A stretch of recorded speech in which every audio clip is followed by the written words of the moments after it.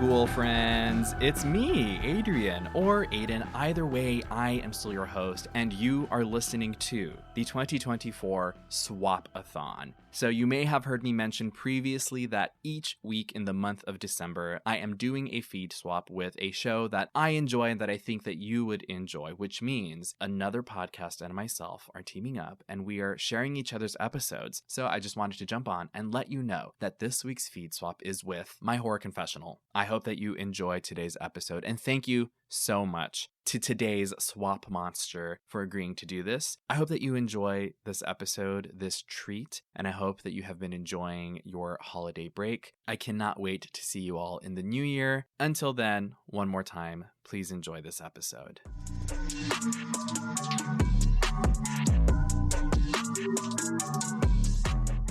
Hey, what's up? I'm Charlie. And I'm Tyler. And we are Believing the Bizarre, a paranormal podcast that dives into the unknown and the unusual every Tuesday. We discuss hauntings, cryptids, aliens, UFO encounters, conspiracies, and more. And we break down whether or not we find them believable.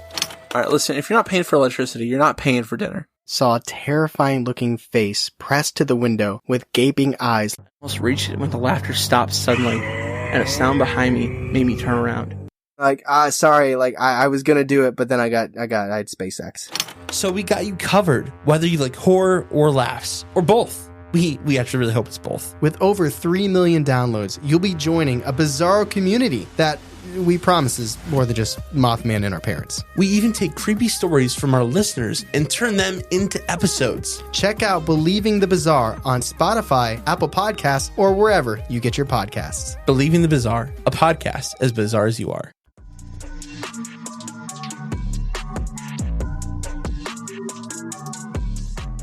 Hello, sinners. I just wanted to drop in and tell you that My Horror Confessional is now part of the Ghoulish Podcast Network. In addition to producing podcasts, Ghoulish is also a publisher. Ghoulish Books has published dozens of horror books that have gone on to receive award recognition and even film adaptation treatment. Browse their spooky offerings over at ghoulish.rip and use discount code CONFESSIONAL for 10% off your order. And remember, ghouls, live spooky, die spooky.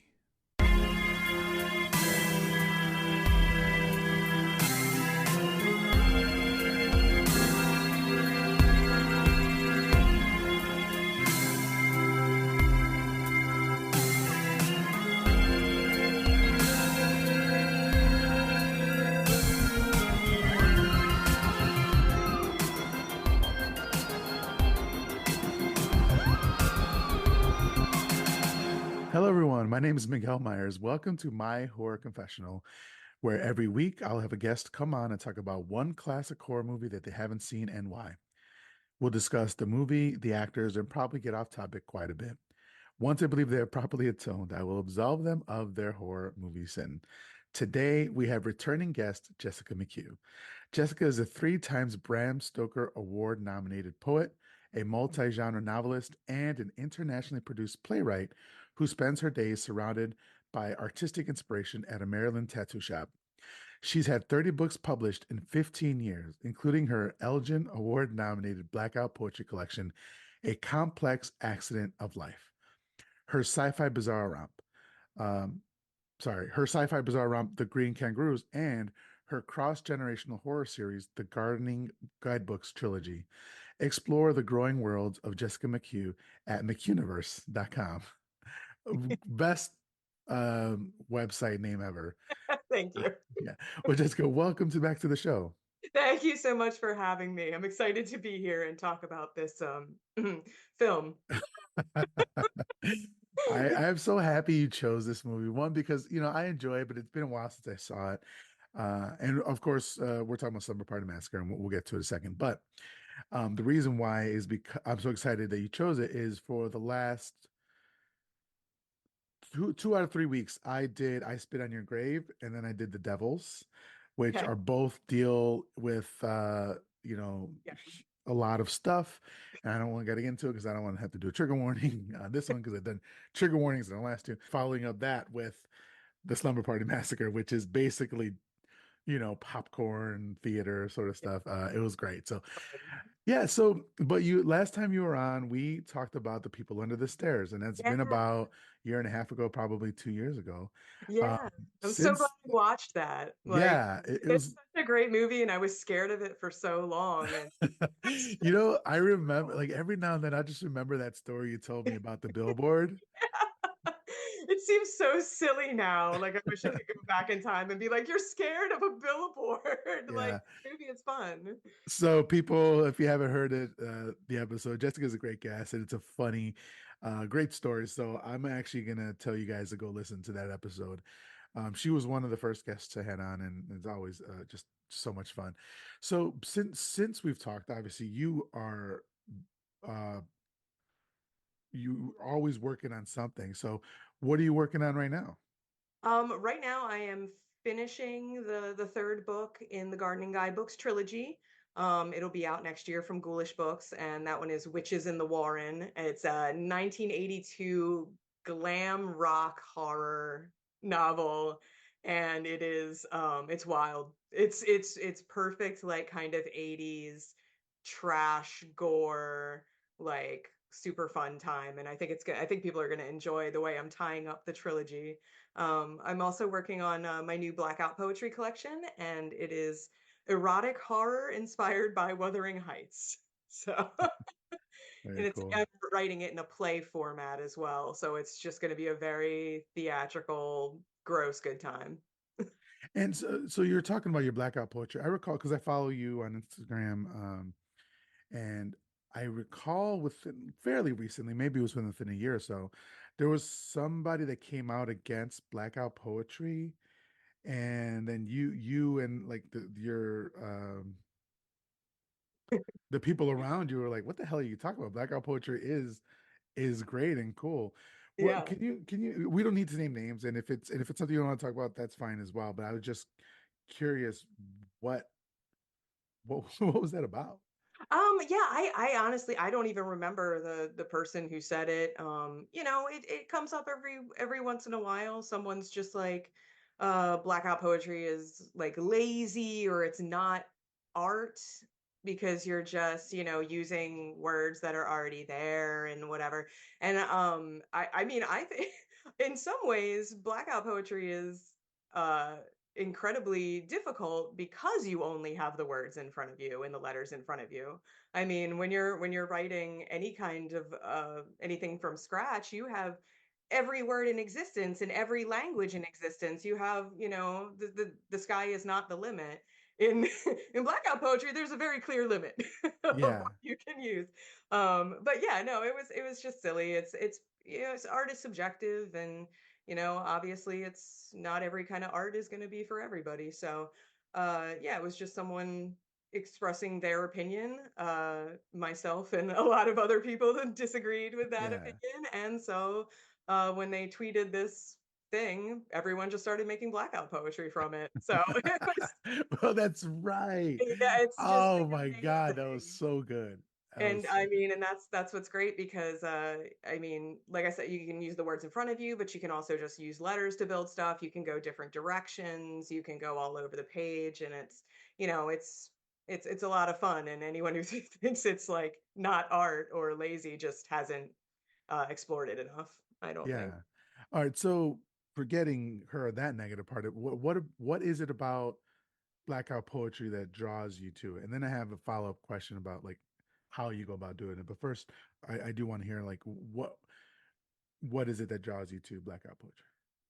Yeah, absolutely. So blackout poetry is essentially finding a poem hidden within a larger piece of prose. So you're taking an existing piece of text. I mean, you could write blackout poetry from poetry or, plays or a VCR instruction manual, like anything that you have. But yeah, it's just finding a little hidden poem, or you could think of it as flash fiction as well. Finding something hidden inside and then using art in whatever context you wish to black out, quote unquote, the superfluous text. So that can be as simple as just crossing out the words you don't need. It could be as complex as removing the ink from the page using pieces of tape or something like that, or making a sculptural piece even. So it's really up to the person. For me, like when I'm writing, when you're writing and you write the perfect line, you're like, oh damn, I am good. Like, that moment, that's every time I write a blackout poem. Like the payoff for me emotionally is just really, really high. And it's like threefold, I find a poem. I kind of perfect it a little bit because there really is, when you're thinking about using the art later, you maybe write the initial poem, you're like, oh, maybe choosing this the over here, I know people can't see where I'm pointing, and so not everyone can see They can on the Patreon. on the Patreon. You Yeah, gotta get patreon.com/My Horror Confessional. so there's a way to almost sculpt the words to aid the artwork you're going to be doing later. So you write the poem, it's beautiful, great. Then you get to add the art, even cooler. Then maybe you publish it. Yay, I published a poem. Or you sell it to somebody on a commission. Now someone has it up on their wall. For me, that's the joy I get from it, is all those things. But the main thing is just finding this really cool turn of phrase hidden within another writer's vocabulary, which is so fun to play in, because it's like playing in a playground that isn't your own, as far as you come to your own pieces with your own vocabulary. And then you get to see how often Louisa May Alcott liked using the word buttonhole for some reason. But Yeah. so for me, it's just fun. It's a lot of fun. And yeah, and that's why I write. Is it why I do any kind of art, because it's fun. yeah, is it like unlocking some sort of like a puzzle? Is it like a puzzle that you're just kind of Feels like unlocking? that Yeah, sometimes, yeah. totally. I And could I see that. mean, there are different ways where I do it, where I kind of just sit there, and it's almost like one of those, a stereogram, like the magic eye. Yeah, Like yeah, yeah. sometimes it'll just pop out at me, and like there really isn't that much like effort involved as far as trying to create it. I'm like, oh, that's the hidden poem in here. Um, or I can approach it where I'm like, I'm looking for a poem to do this. So I actually really try to use the words and letters to create the feeling I want. And I do that a lot more with like commissions, because I always ask for, do you have a theme in mind? Some people want like, gory horror from Charlotte's Web, or they want a romantic poem from Where the Red Fern Grows, which was fun. Um, and you start to look for the words that are in that kind of milieu of like love and that kind of stuff, and then I start to craft something very specific based on that, rather than just kind of allowing it to, I was gonna say come upon me, but I don't know. I don't know if that's sometimes it feels like that when you're Yeah. making art. So I guess, so kind of following up with that, how is, I guess when it's a commission, you know what you're gonna be working with. Like if they ask for a specific book or something like that. But when you're writing for yourself, are you creating for yourself? How do you choose perhaps the work that you're going to be looking at, or the particular page? Like, are you going by page, or do you like how does the process of creation work?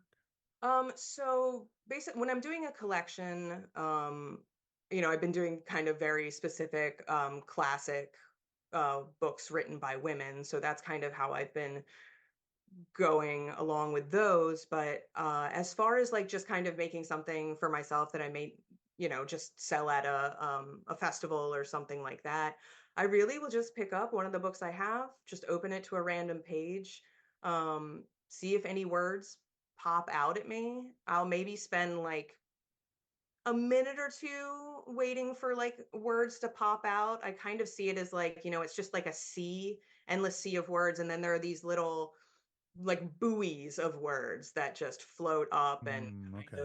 of so I'll spend a couple minutes just kind of looking. I'll look top to bottom, left to right, I'll look right to left, I'll look bottom to top to see if anything pops out, and if it doesn't, I move right on. Like, because it just may not be I might just not be in the headspace to see whatever's on that page.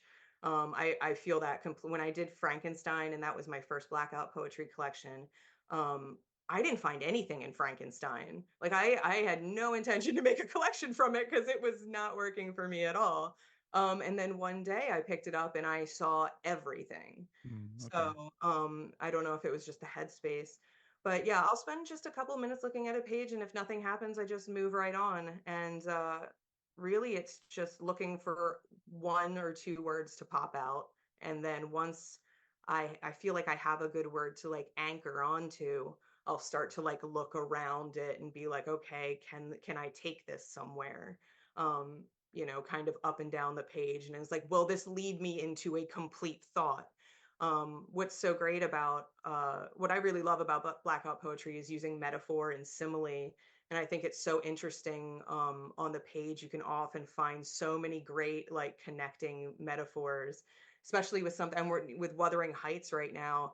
I had no idea Wuthering Heights had so much food like imagery in it. Like it's very food heavy. So the collection I'm working is called Feast, and there is just so much like on every page, just weird food stuff with forks and knives. And it's just I again, another one where I was like, I wasn't gonna write an erotic horror collection from Wuthering Heights, but like Wuthering Heights was like, yeah, this is what I need to be. It's Because so funny because like you could just be creating you're creating this blackout poetry, and perhaps it wasn't what the author was thinking, whatever. But also sometimes you could be getting into the psyche of right. the author, without them even knowing it. And I think that's kind of what's really great about it is if you do a collection, or if I've had authors send me their books to make blackout poetry from, you can really distill it down to its themes, and like, yeah, some of the motivation kind of behind that. It's really interesting, and I feel like that's why each of my blackout poetry collections, it does say something on some level about the original book.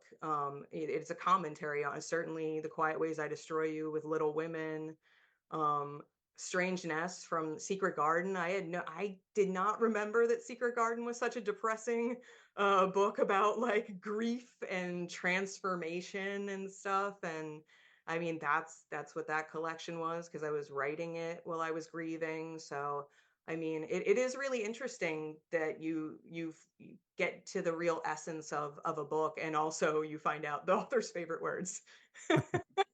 Well, I'll say one thing. The Bible. Have you blacked out the Bible? I have done the Bible. You have. Oh Yeah. my God, that's amazing. My dear friend Jay Wilburn, may he rest in Yes. peace. Rest in peace, Jay. Yeah, he commissioned me to do the Bible. I think I did like 10 pieces or something. And yeah, it was so fun to work with. He had very specific parts of the Bible he wanted me to make stuff from, and I ended up getting, I think, three different copies and used them all. And I was really worried because I was like, oh my God, how are these pages going to take paint and colored pencil and all that kind of stuff? Very well, actually. Very cool. Very It, cool. yeah, I made some really beautiful pieces, and yeah. So, speaking of like selling your commission and your work and all that sort of stuff, you are a featured ghoul at the Ghoulish Book Festival, Yeah, so coming excited. up in like we're less than 2 weeks away at this Yeah. point, I think. March 15th, 16th, and 17th in downtown San Antonio. If people are interested, you can purchase your badges on ghoulish.rip, and yourself and RJ Joseph and just some Daniel Kraus Mhm. are the ghouls of honor for this year. I mean, you and Daniel Kraus and RJ Joseph, like what a lineup. It's I just know. It's gonna be so much fun. I'm really, really excited. And I feel yes. like I just saw them in November. So I'm just like, it's like getting to see your friends at summer camp, and it's Yeah, so great. I really look forward to Ghoulish Book Festival every year. And so this year, like I said, you are a featured ghoul. And so you're going to be obviously selling your wares, reading, selling your works, I should say, and readings and doing stuff like that. How can people follow you and support you besides going to Ghoulish Book Festival? How else can they purchase your work? You can always hit me up online. I'm at the Jess McHugh pretty much everywhere, Instagram and well, all the places basically, all the new places, all the old places. And mchuniverse.com is my website. You can always reach me through there. Yeah, I'm everywhere. I feel like. Are you open for commissions right now? I am, yeah, I am open for commissions. I just finished up a whole bunch and I was like kind of like taking a little break, but I mean, I'm always open for commissions. I Okay. love doing it, so it's a lot of fun. So yeah, you can hit me up on there and I have on-hand books and you can request a book and yep, I'll do it all. Have you kind of cannibalized and done your own work? I Blackout poetry with your own work?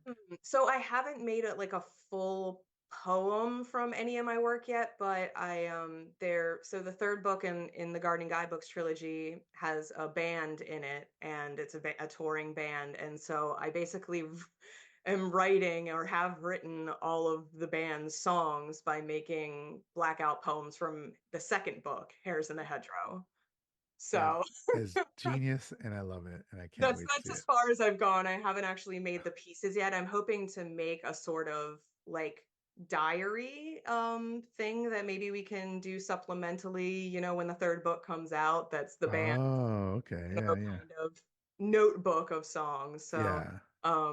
yes, but we'll see. It was interesting. I definitely found my favorite words too when I was doing it. I was like, wow, there was blood like 6 times on this page. Yeah, that's cool. It's one of the best words. Yeah. Okay, well, everybody go and follow Jessica, support her, buy her books, commission her. Come meet her at Ghoulish Book Festival again, March 15th, 16th, and 17th in downtown San Antonio. So today you are here to confess your horror sin of never having watched Slumber Party Massacre from 1982. Is that correct? That is correct. The year I Okay. was born. Same as you was born as well. Um, and there's some information on some of the actresses and that I can't wait to get into Ooh. that have been doing it since 1982. But how did this particular movie pass you by? Is it one that you've never heard of, or you just kind of stayed away from it? Yeah, I just never, I guess it just never appealed to me in a way where I was just like, I need to see that. Like I had never heard anything crazy about Hmm. it. My husband has seen both of them, but he's always talking about the second one. Yes, Like and you I have want to to watch talk to you the about second that. one. Okay. And I haven't watched it yet, but he's Okay. like, you have to. Yeah. Okay. Hold on. Yeah, I feel, I mean, first of all, if the name Slumber Party Massacre doesn't just draw you in immediately, then I can understand that perhaps it might not be for you, or you maybe just weren't interested in watching at the time. But uh, so let's get into just talking about the movie here. But first, I'm sorry, I wanted to see 100 episodes and still messing up. This movie was directed by Amy Holden Jones. So she went on to, this was her first movie that she directed. She went on to direct, I think, three other movies, two of them including Made to Order and The Rich Man's Wife. But she created and wrote a TV show that was on Fox up until 2023, I believe, called The Resident, which had 107 episodes and went for 5 years. And then she wrote The Relic and the original Beethoven, What? the Beethoven the dog movie, which went on to like have five sequels. She didn't Yeah. write those or anything like that. But she did write Mystic Pizza. Okay. If you have ever seen Mystic Pizza is a good movie. Okay. I Yeah. definitely looked up stuff because I think I got maybe like 10 minutes in this movie. And I was like, who wrote and directed this? And then found out like kind of the whole backstory kind of it. And I was like, okay. Yeah, people would be surprised to learn that a woman wrote and directed the film, or two women wrote Yeah. and directed, what I'm trying to say, the film. And there's a story, like it sounds like you've already heard about that, why people wouldn't think that a woman directed this film. And we'll get to that in a second. But she was originally a film editor, and she wanted to direct and asked one of her friends, who was a writer, Frances Dole, um, that was associated with Roger Corman for advice. And we've gone into in the past episodes, I've gone into Roger Corman. The man is like the B movie king, regardless of whether or not he's skeezy and kind of scummy.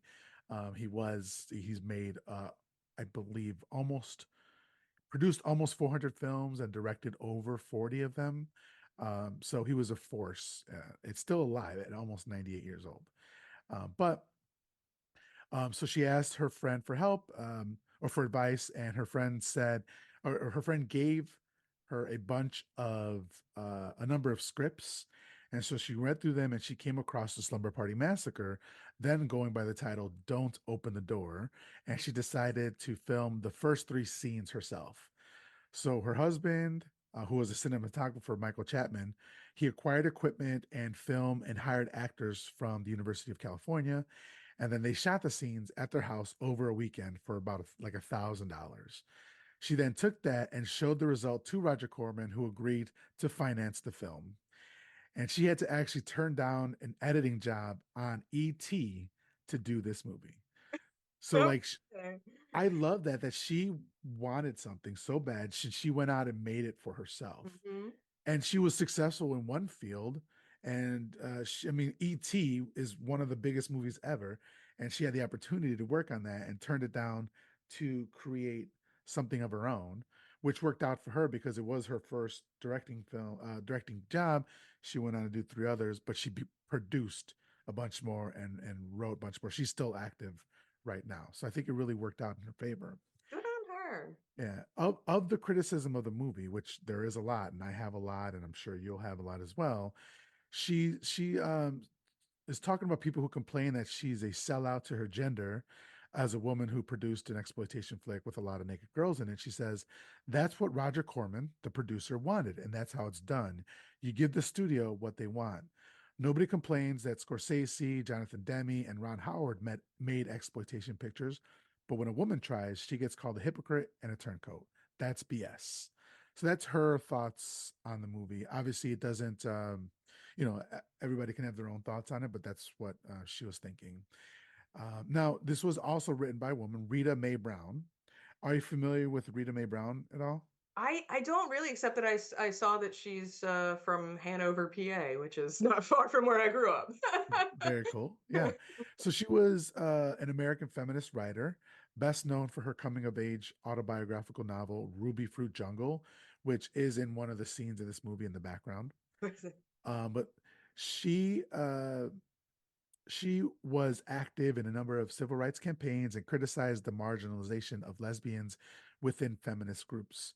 She received the Pioneer Award for Lifetime Achievement at the Lambda Literary Awards in 2015. Back in 1982, she wrote a screenplay parodying the slasher genre titled Sleepless Nights.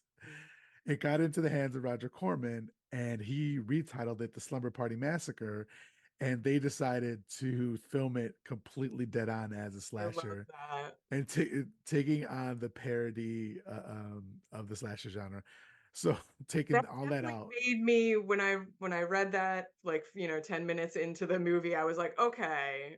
Like, once I could see it from that point of view, I was like, okay. yeah, it's like it's a it was written as a parody. It was written by a feminist woman as a parody.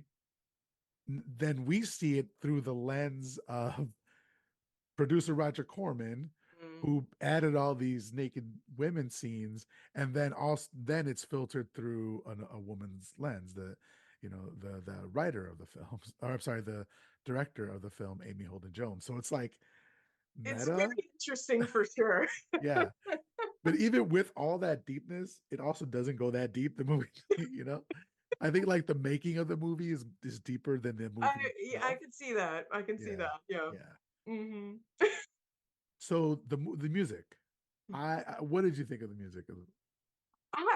You know what? I don't think I even like Okay, took notice of the music, weirdly. so I'm always listening because I love Okay. synth score. The composer was Ralph Jones, who is Okay. Amy Holden Jones' brother, so the director's brother. He Mhm. recorded the entire score on a small Casio synthesizer. I love So it's that. like So if you've ever like, you ever see Bob's Burgers? Yeah. Gene, like imagine Gene Yeah. just working on his Casio, Oh my making a gosh, score that's a great. for a I didn't movie. even notice. Yeah, I don't think abs- I took any notes about the music. yeah, absolutely love it. I think I need to look this score up on the for a vinyl. Mm. And so then the movie is starring Michelle Michaels. She plays Trish.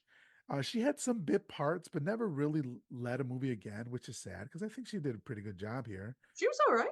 Yeah, it's also starring Robin Still, who was Valerie. She was in Sorority Babes and the Slimeball Bolorama, the all-time classic, All right. and American Ninja 4, The Annihilation, which is the American Ninja series franchise. If you've never seen it, No. it's over the top and completely ridiculous 80s ninja stuff. It's so much fun.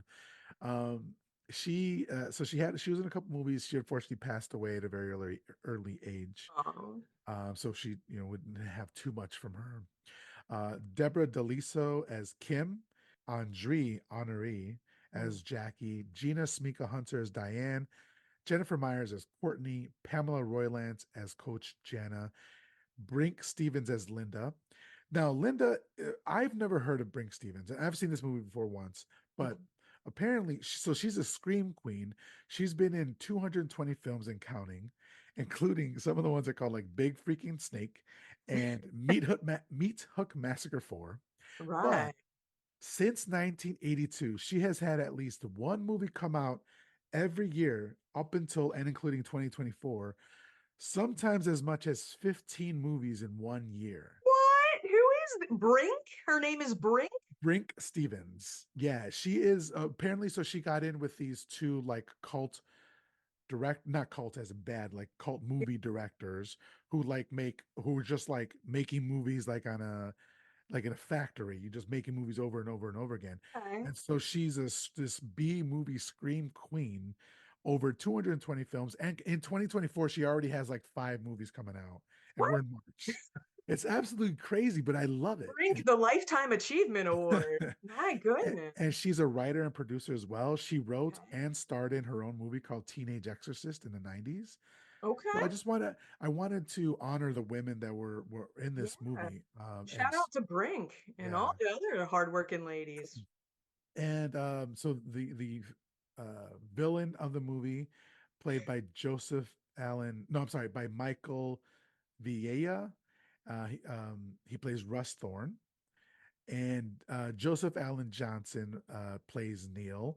Now, I always try to like credit somebody if they have a notable movie or something like that. He didn't really have any notable movies, but he did have a movie called Hollywood Hot Tubs. And Hollywood Hot Tubs is about a young man who gets a job repairing hot tubs for the rich and famous All right. in Tinseltown. As he moves from one bubbly tub to the next, sexual situations change accordingly. Yeah. So, I mean, I had to Results. shout that out. We hopefully I might do it on a future episode. I mean, Uh, yeah, and then David Milburn as Jeff. So this is a largely female cast. Two dudes or two, yeah, I will say 3 dudes, one including the killer. mhm. So that's a majority woman cast. What did you think of? And the movie itself is, we'll get to that, but Yeah. just having a majority woman cast, directed by a woman and written by a woman. I mean, I thought it was very interesting, especially after I learned the kind of satire angle of the script. Um, it made me wonder if if the actresses and everything knew that and they were kind of like hamming it up a bit. I don't know because it did feel very like wink wink, kind of at each other. Like we're just a bunch of crazy girls just having fun topless. Yeah, yeah, and like walk around in Yeah, negligees around I've your never had friends. a friend group that close knit in my entire life, and I feel like I'm missing out. No, it was great. It was a romp for sure. Yeah, But yeah, it was nice to see a very female led cast, even if I could tell none of them apart. You know, yeah, like hardly yeah, any. I was just like, who? Everyone looked 27 and brunette, so I yeah, was.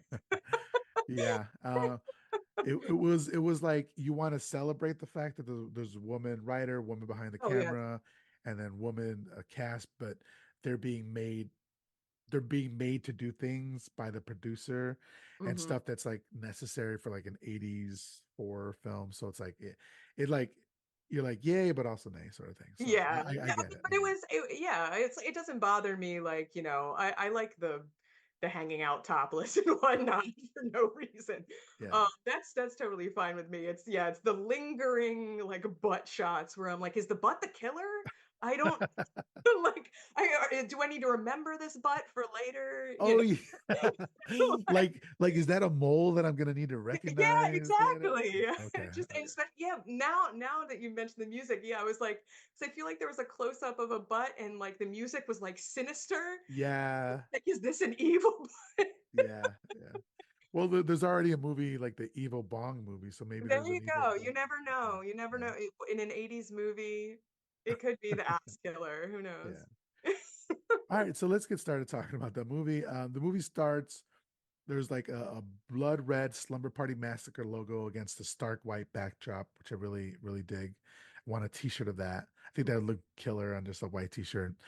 And I noticed here pretty cool, like the music already. I'm digging it. We see palm trees. It's a suburban home, so we kind of think it's like California or like West Coast or maybe Florida or something like that. Kids are riding on bikes. He's delivering newspapers. One of these newspapers, we see mass murderer of five, Russ Thorn, escapes. So we already know something. We Yep. might be seeing this character back. This is probably the like earliest I've ever seen. I already know everything I need to know about this movie, pretty And, much. and this is the most like, okay, let's just get in talking about the killer because they put it out in Front Street real quick, so Yeah. we might as well. Mhm. Yeah. 1982, no mask. Yeah. We know his name. We know Mhm. who the killer is immediately. They don't try to hide it No, whatsoever. there's no building of suspense at all. It's like, here's our killer. Here's the people he's gonna kill. Let's go. Yeah, yeah. It was a little refreshing because okay, 1982, we're in the heyday of the post Halloween slasher boom, Mm, right? I think mm, Friday the 13th is already out.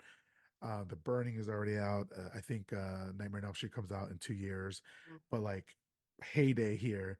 And we've seen like Sledgehammer, which is a shot on video movie that came out already. So it's like masked killer. We don't know who they are. We don't know why they're killing. And then here it's just like, oh no, he's killed before. This is how he looks. Yep. It's this Um, guy. He's not even like all that creepy looking. Like he's just like some dude. just just the most mid-looking dude ever. Yeah. So what did you think about that choice for the killer? Did it do I, something for you, or did it kind of detract a bit? I mean, I just thought it was unexpected. Yeah, I was just like, like I said, there's nothing like, ooh, who's it gonna be? It's like it's this guy. Here's his address. Here's his driver's license. yeah, yeah, You know? exactly. No, he was and his choice of weapon is a choice that he made. Oh I yeah, don't know if well, that's because he's a madman or something. I don't know. But yeah, it was interesting how the movie's like, let's just go. Let's get to it. We yeah. got our massacre set up, and then next scene we get a slumber. So we're That's the right. party Well, is coming. yeah, yeah. I was about to say there wasn't so much slumbering in She's just this kind of in movie. bed, like the next scene. She's just like, Yeah, that's true. That the time slumber to was in the grow beginning. limbs. We didn't say the slumbering and the Yeah, partying was happening at the same time. The yeah, first exactly. slumbering, Massacre, yeah, slumber, party. those are There three we different things. Yeah. go. But we do, like you're saying, we do meet Trish. She's waking up. She will be, she's our heroine in this one, our main antagonist. Who we'll see if she'll be the final girl. But we hear a scream from a radio that she's listening to. The person has won a T-shirt. That was a like funny little joke, like, oh, did I win $100? Like, Yeah. no, you won a T-shirt. Oh, T-shirt. Okay. I just won a car wash like on the Yeah. radio, so I sympathize. I was like, a car wash. But you won I on the radio. literally like I won a car wash, and I was like, oh Did you ever follow up on a car wash? no. I bet nobody ever does. They just Like the next week it was movie tickets, and I'm like, darn. so then of course she has to get ready, so it wouldn't be an 80s horror movie without some breasts. Hmm. As she does so, she She takes puts off away her childish things because now she's a woman. yeah, I don't know, like, did she just turning and I'm going to Yeah. talk about the age in a second, but like, did she just turn 18 and she was like, okay, now I need to put this stuff away? Or is it because she knew she was gonna be having a party and she didn't want her friends to see her toys? So maybe that's what it is. I wrote down, ah, good, the observe your breasts, then put away childish things part of growing up. Yeah. Because it was just like kind of, ah, wow, look at them. Okay, time to put away my Tinker toys. I got to carry these things around now. I have no more room for that. Yeah. Well, my question to you is, so I in my life I've been both, and sometimes it vacillates between the two, but showering or not showering in the morning. So I'm assuming I'm gonna give her the benefit of the doubt that she's a night showerer. Mhm. So showering in the morning is understandable, but not brushing your teeth or like wiping the crust from your eyes. She just Yeah. woke up and puts a dress on and And then just leaves. yeah, yeah, Woke up in like full makeup, hair done. Like, yeah, already we looking got to great. go. Observe your breasts, and you're ready for the day. And so she, like you said, she puts a bunch of toys in a bag to get rid of them, but she keeps a teddy bear. Again, on the news, we do hear the escape about the escapee Russ Thorn. From now on, like when I'm discussing, I'll just say Thorn Mm. because Thorn is a better killer name than Russ. Yeah. Yeah, Oh, who Russ. could you imagine like getting killed by somebody named Russ? How pissed would you be? I mean, I'd be, that would be my luck. yeah. So, apparently he killed 5 people in Venice, California in 1969. So we see her parents, they're leaving for a trip. We then see the neighbor, I believe his name is Mr. Contant, Yeah. which this fucking guy needs to go Who the fuck is this away. guy? Yeah. And What? he's going to be watching the house. I didn't know if he was supposed to be like another, maybe like, oh, is this a bad guy too? Is this the Oh, real bad guy or something? But no, he's just a creep, yeah. a random creep neighbor. Yeah. It felt like if this role were cast with a woman, she would be like the Snoopy next door neighbor. Because the thing But is, he's not really creeping on the girls or anything. He's just like weirdly nice, and then like stalks whatever the bug is, or I can't remember. yeah, the slug, yeah. Slugs, Yeah, yeah. he's a really weird, just weird. He's just a weird Just dude. strange, yeah, just Yeah. very strange character. And but we find out that he's gonna be watching the house and her for them while they're gone, and she mumbles shit under her breath. And her mom reminds her to lock all the windows and doors, and she reminds her mom that she's 18. Okay. I'm 18 now, Yep, Mom. 18 now, mom. Didn't you see my breasts? And then so she throws the bag of toys in the garbage and walks down the street. Suddenly, a hand reaches from off camera and grabs a Barbie doll from the bag.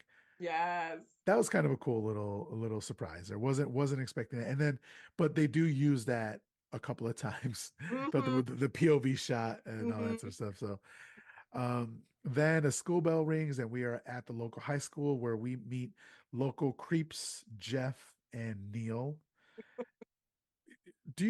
What did you think of these? I mean, they're idiots. I mean, they're Yeah, fine. They're just dumb. just dumb. Just as like every guy that you see, like I grew up in the 80s, so I remember watching like what's that, man, those frat movies, Revenge of the Nerds and like Um, Porky's and those like if you watch them now, you're like, Jesus Stereotypical, like Christ, jock kind of like dudes. rapist Yeah, stuff. Like it's yeah, yeah, yeah. really scary. But so like you would see them in those, like they would be at home in those types of movies, I think. Like they later on they're like peeping Tom and they're like Yeah, yeah. it's It's really they're gross. yeah, yeah. It's like it's so weird that we're supposed to think that they're cool guys or it's okay. I don't know. Did it seem to you like they were making it seem like it was okay, or were you supposed to think of them as creeps right off the I'm bat? not I'm not sure. I Okay. mean, I definitely just got a ugh, I hate them like vibe immediately because Yeah, yeah, I mean, yeah. our introduction is basically them catcalling this was who is it, a phone repair Yeah, or phone purpose. something? Yeah, and she's obviously not interested, but she also is not like, scolding them or anything Right. like Yeah, that. yeah. She's just like, "Okay, I'm just gonna do my job. Bye." Yeah. So I thought that they were not cool guys, but supposed to be cool guys to the characters in the movie. I'm not sure what we, the audience, were supposed to think of them because they definitely were not cool Yeah, yeah. in any stretch of the imagination. I think I've just watched so many 80s horror movies that when I see these guys, I'm like, oh God, these guys again. Like I know the archetype and I know like what they're gonna be doing, and I'm kind of like done with that. So I have Mhm. a little lower threshold for it, but yeah, I see what you're saying. I So certainly was excited to see them die. yes, I can't wait until these guys get killed. yes. One of my first notes, and Yeah. we'll get there. But so they're talking about girls. I'm sorry, yeah, they're talking about asking girls to the dance, and it's not even girls that they like. It's just like girls who they think will say yes. Yeah. So it's like just checking off a box sort of thing for them. They then see a telephone repair woman, and I believe it was Jeff. I was like, "Oh, hold my stuff. I'm gonna go talk to her," and asks her out by saying, "Would you be interested in younger men? You know what they say about them." And like you're saying, she plays it off good naturedly, and because of course she has to, because if she doesn't, if she's a bitch, then they're gonna call her a bitch or something like that. So for her safety, she has to play it off good naturedly. And he helps her with the ladder to her van. After she rejects him, they walk away. And then, do you remember what happens here?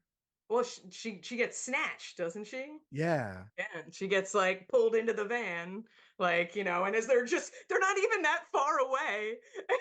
yeah, it's It's like ridiculous. it's just like ha ha ha ha, ladies. But I did like the surprise yank into. I Yeah, was not expecting that. But it's a cool. Well, as soon as she opens the door but looks away, I was like, okay, she's gonna get snatched. for Yeah, but it was still cool. So she gets pulled in next, like you're saying, we see them walking away, and in the background, we see her like pounding on the window. They're not paying attention to her at all. It's like I guess the satire or the commentary is that, once a woman is no longer interested in you sexually, they no longer, ah, have yeah. any value towards you. Look, I'm gonna make this movie deep. Okay. Yeah, no, I mean that's probably a pretty good call there. I, I thought that was a pretty I thought that was a pretty gnarly kill. I mean, you don't really see, but it's a pretty icky way to die. Yeah. So they don't hear her, and then we see in the window she continues to fight for their attention. Then we're inside the van, and a denim jacketed assailant has this poor one on the floor of the van. When suddenly he pulls out a power drill, she's screaming the whole time. He brings the drill closer to her. Then the camera cuts away to the walls of the van as the blood splatters over them and her screams fade. How mad are you for getting killed by not only a dude in a Canadian tuxedo, but his name is Russ? Like, Russ. I Hold my mean, jean jacket. I'm about to drill you. I am so I am so sad for this delivery, Yeah, this telephone repair woman. yeah, Um, I do. I feel bummed for her. And like we were talking about this morning, my husband and I, and it's like it's a very Scream 2 way to die. yes, You yes, know, and it's just such a disservice to the poor character to die like that, and especially by someone in a jean jacket. He's like, couldn't you at least throw the jean jacket over me and make me not have to watch my yeah, own death? Yeah, no, it's sad. I feel bad for her. yeah. So then we jump cut to the high school girls playing basketball. We see Coach Jana yelling instructions to them from the sidelines. It was a pretty abrupt cut, but I know that was for a reason. It was just like, what level of hell is this where these girls are playing basketball without bras? That sounds so painful. I was watching it. I'm like, what is happening? Why are they playing basketball? I was thinking of like the producer Corman was probably like, what is the sport that is the most bouncy? Jiggly. The jiggliest sport we could think of. I mean, he nailed it. Yeah. Nailed it. But I was just like, this hurts more than anything in the movie I've seen so far. You're just like, all that friction, Yeah, ow. Yeah, no, it's a pretty abrupt cut from, silencing the woman to the jiggle, jiggle. Yeah. So then we do meet Valerie here. And so they're all playing basketball. She's pretty good at it. And we find out that she's new at the school. And all the guys, the guys are on the sideline ogling her, or them actually, while they're playing. And the girls seem to kind of hate Valerie because she's good at basketball, and they call her like a teacher's pet. There was a lot of teenage bitchiness, Yeah. girl to girl bitchiness here.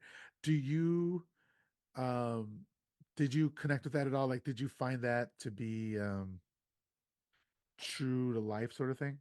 Yeah, I would, and depending on your groups that you hung around with, certainly in high school, your hormones are going crazy and you don't really know what you're saying all the time and or how mean you're being. Yeah. I don't think, kids realize how evil that they can be. I mean, they're literally just a couple feet away from her being like, "Meh, meh, meh, meh," like talking shit Yeah. about her. It's just like so messed up because it's like she's good at basketball. Like, who And cares? some of the insults of her were pretty funny, and we'll Yeah. get to that in a second. But all right. So next we had this gratuitous gym shower scene. Oh, great. Here's what I don't understand. Like, we've established that Trish is 18, so it was like quote unquote fine that we saw her breasts. Yeah. But there's no way that all the girls in this shower are 18. They are all Like, 18. yeah, right. Like, I'm sure, like filming, yes, but like Yeah. character Yeah, they're all wise. 27. So like we're just supposed to be watching underage girls showering. It's like very weird. Like, It is strange. I mean, especially because now that I have never showered in that capacity in any school I've ever been in, where it's just like we're all facing each other with our yeah, asses out. I know those things, showers exist, but obviously it's right there. But yipes. not No, happening. thank you. The closest I would get, we had the showers in my high school where it was one pole. Hmm. Well, I mean, so there was multiple poles, but the one pole, and then there would be like four shower heads, maybe two. I don't remember how many shower heads on the top of each pole. So there was just like four dudes converging on a pole with the shower. So that was Weird. really weird, just like Yeah. dongs touching or something like that. Yeah. So like the closest I ever got to that was just doing that, but keeping my shorts on, like swim shorts, or Yeah, whatever, yeah. I mean, I've done like the communal where it's just one big shower room, but all the like shower heads are on the wall, so you're just facing a thing. And they did that once just to say I did it and get the credit for gym. Yeah, But it's like you have to shower at least once. And it's that like is okay, so weird. it's weird. It's like why? Could you explain to me the exact reasons why I need to shower just once to get credit for gym? And you're just there, like Yeah, looking, you're like just taking okay, notes. check that Very, off. very weird, very weird. I do think that entrance to that scene is probably one of the greatest lines I have ever heard in any movie where it's just like, your tits are getting bigger. And then what I thought was funny was multiple girls say, "Who, mine?" Or like they want to, like, yeah, That was amazing, and I feel like I need to incorporate it into my everyday life a little bit more. Just anytime I see anyone like I haven't seen in a while, like your my tits are getting dad, you know, your tits are getting bigger, Dad. your husband walks in, Yeah, you're like, your your tits are tits getting big. are bigger. Yeah, no, I think it's just a great way to start the day and Yeah, get to know someone. yeah. And then, so did you notice here that one of the most appalling things in this movie, and it's one of the most appalling things that I've seen in a horror movie in a very long time. One girl asks the other girl for her soap bar. They're Yeah, sharing soap. that's weird. I Yeah. was like, what? And then she here, so the one woman, like, so you go like down the body, I think with I mostly I do liquid soap now, but like you go down when you have a bar of soap, you go down the body and the butt is typically the last thing, right? You're not gonna go butt to face, right? Although I think this is the thing in Friends, but Yeah. So in the movie, the woman finishes with the butt and then hands the other woman the soap bar who goes to face. It's It's a like little what? strange. It's a Yeah. little strange that they have communal soap. Yeah. Yeah, I'm not on board with that. But Yeah. I'm not on board with the whole showering scenario. So Yeah. I guess if you're gonna shower in that way, I get you might as well go like whole hog with it. Share Yeah. soap, share towels, share Yeah. loofahs, whatever you Yeah. gotta do. Just dry each other off, just like rubbing up against Yeah, each other. yeah, Yeah. just like and then a little playful towel whipping. Let's just go for it. Like girls do. Like you've done it all the Oh, time. all the time, all the time. So so Trish is kind of inviting some of the girls to a party at her house since her parents are out. And then Trish and Valerie like lock eyes, like like something like it was very sapphic, or I don't understand. Did you notice this? I note I was very intense, but I wasn't sure if it was supposed to be like threatening or Well, because she walks over to her and invites her to a party, and she tells her how good she was on court. So it was friendly. It was maybe it was supposed to be an acknowledgement, but to me it was very like interesting. sexual tension. No, I'll have to, yeah. Um, I gotta rewatch it again when I'm not just like so baffled by the whole thing yeah. all the time. Let's get this straight, Jessica. There's no reason to rewatch this movie again. You don't have to rewatch it again. But yeah, Rewatch the second one.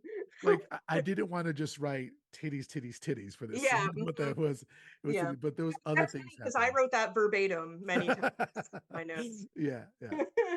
So she walks over, tells her how good she was on the court. Trish tells um Diane that she's going to sorry. Trish tells Diane that she's plans on inviting Valerie to the party, and at the same time also reminds Diane that there are no boys allowed. So she's trying to have this slumber party with her friends like back in the old days, because apparently they've grown older, they're always hanging out with Right. their boyfriends, so they just want a girls' night out. And there's always that one girl, just like with boys, just Mhm, like with dudes, when we have like, hey, let's just do the boys today. mhm, There's always that one person who can't get away from their boyfriend or their girlfriend or their significant other, just mhm, has to invite them along or cut the night short. And it's always a little bit lame. mhm. And then so um they ask, I think it's Trish asks Diane what her problem is with Valerie, and she says, she drinks too much milk. Yes, that's right. I loved that. I can't believe I didn't write that down because I love milk. So I was just like, "Oh, she's my girl then. We're going." Okay, She okay. drinks too much milk. I was does that have it? What does that No, mean? it doesn't have anything to do with anything. Yeah, okay, okay. I don't understand. Yeah, no, if it's a deep cut or a reference of something, I didn't get it. I just Yeah, loved it because it was absolutely bizarre, and I'm like, great, now I'm gonna die because I drink too much milk, or I'm never gonna get invited to parties. yeah. And so they're like, you sure it's not how you sure it's not because of how pretty she is or how good she is at basketball, and or how pretty she is? And she goes, oh, she works at it.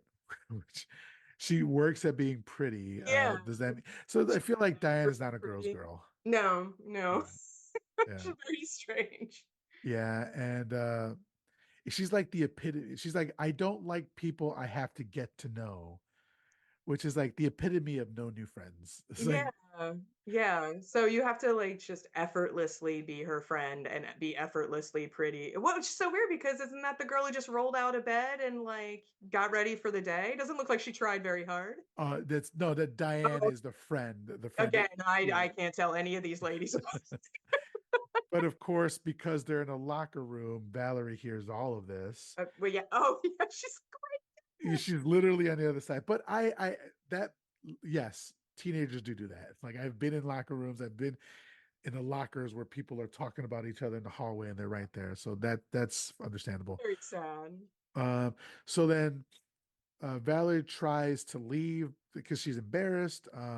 But Trish follows her and tells her, well, first of all, Trish, regardless, tells Diane that she's going to invite her. She stops Valerie from leaving and she invites her. Valerie says that she can't, but she's obviously upset by what she's overheard. Later, the girls are walking outside with Jeff and Neil, who are trying to score an invite to the party. This is where we get for our first look at Thorn, because I don't think we saw him in the van too much. We just saw his outline and his body, the back of the jean jacket. But we see him. He's like in the van now, and we see a shot of him from the mirror, the side mirror, which I'm a sucker for that shot. I love that shot, Yeah, that's no matter good. how many times I see it. Um, Linda, somebody we haven't met yet, she was just one of the girls in the background. She breaks off from the pack saying she forgot something in the locker, so she has to leave. And it's an overhead shot of this happening. She walks away from the crowd. We as the viewers see that, but we also see the inside of a dumpster, and inside the dumpster is the body of the telephone repair woman, Mhm. which I thought was a really interesting shot, and I really, really like that. Mm-hmm.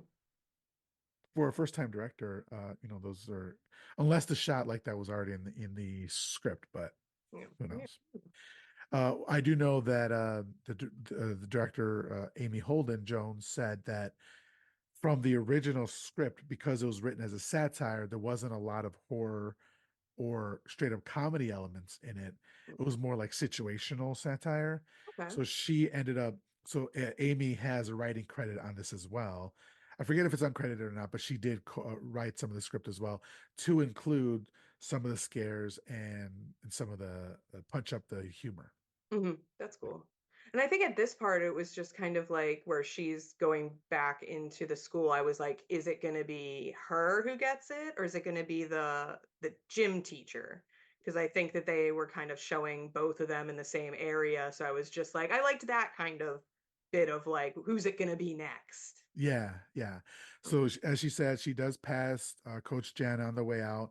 Coach Jana tells her to hurry up because the building will be closed soon. I mean, when she meant it, because that was like 10 seconds. They were, Yeah, like they must have like the automatic locks, like yeah, in a prison or something, you yeah, know. right. Um, the coach continues outside and actually passes the van, and when she passes the van, we now see that Thorn is conspicuously absent from its interior. Love it. I like the visual storytelling. Yep. You know? Yep. And that's why I'm like, where is he gonna go? Where is he? Is he Yeah, already exactly. full, or is he gonna follow her? So So Linda gets a book from her locker, but quickly realizes that she can't leave the building. All doors are locked. all There's the one like doors have been locked. so either he is extremely fast or all the doors were locked except for one, and then Yeah. he put the chain around that one, because we Mm. do see there's even one with the chain on it, which is completely illegal to do in Yeah. any high school. Like it's like that's just asking for trouble, like people Yeah. dying, So she's trying to get out, find a way out. We then see Thorn creeping up behind her. Again, the it's just a different way of shooting it. And I wonder if it's because she's a first time director, instead of like us just seeing her and nothing behind her, and then he jumps out, we Hmm. see him walking towards her slowly. So that's the drama or the suspense Yeah. part there. Where we as the audience are like, run, Yeah, turn around, kind of thing. yeah, So yeah, it's definitely a choice to do that, and I liked that, especially since we're not being, since it is so matter of fact already who the killer is, what is exactly going to happen. All these people are going to be taken out, but in what order and how, basically. So I like that element of it. I think it would have been probably silly to do it the other way. yeah. So then he gets right behind her and stabs her with a drill that has a huge drill bit connected. Crazy. So I guess now we could talk about this. Yes. I read a letterbox review that was like basically where they were like, that drill bit is supposed to represent something. I'm not quite Yeah. sure what it's supposed to represent.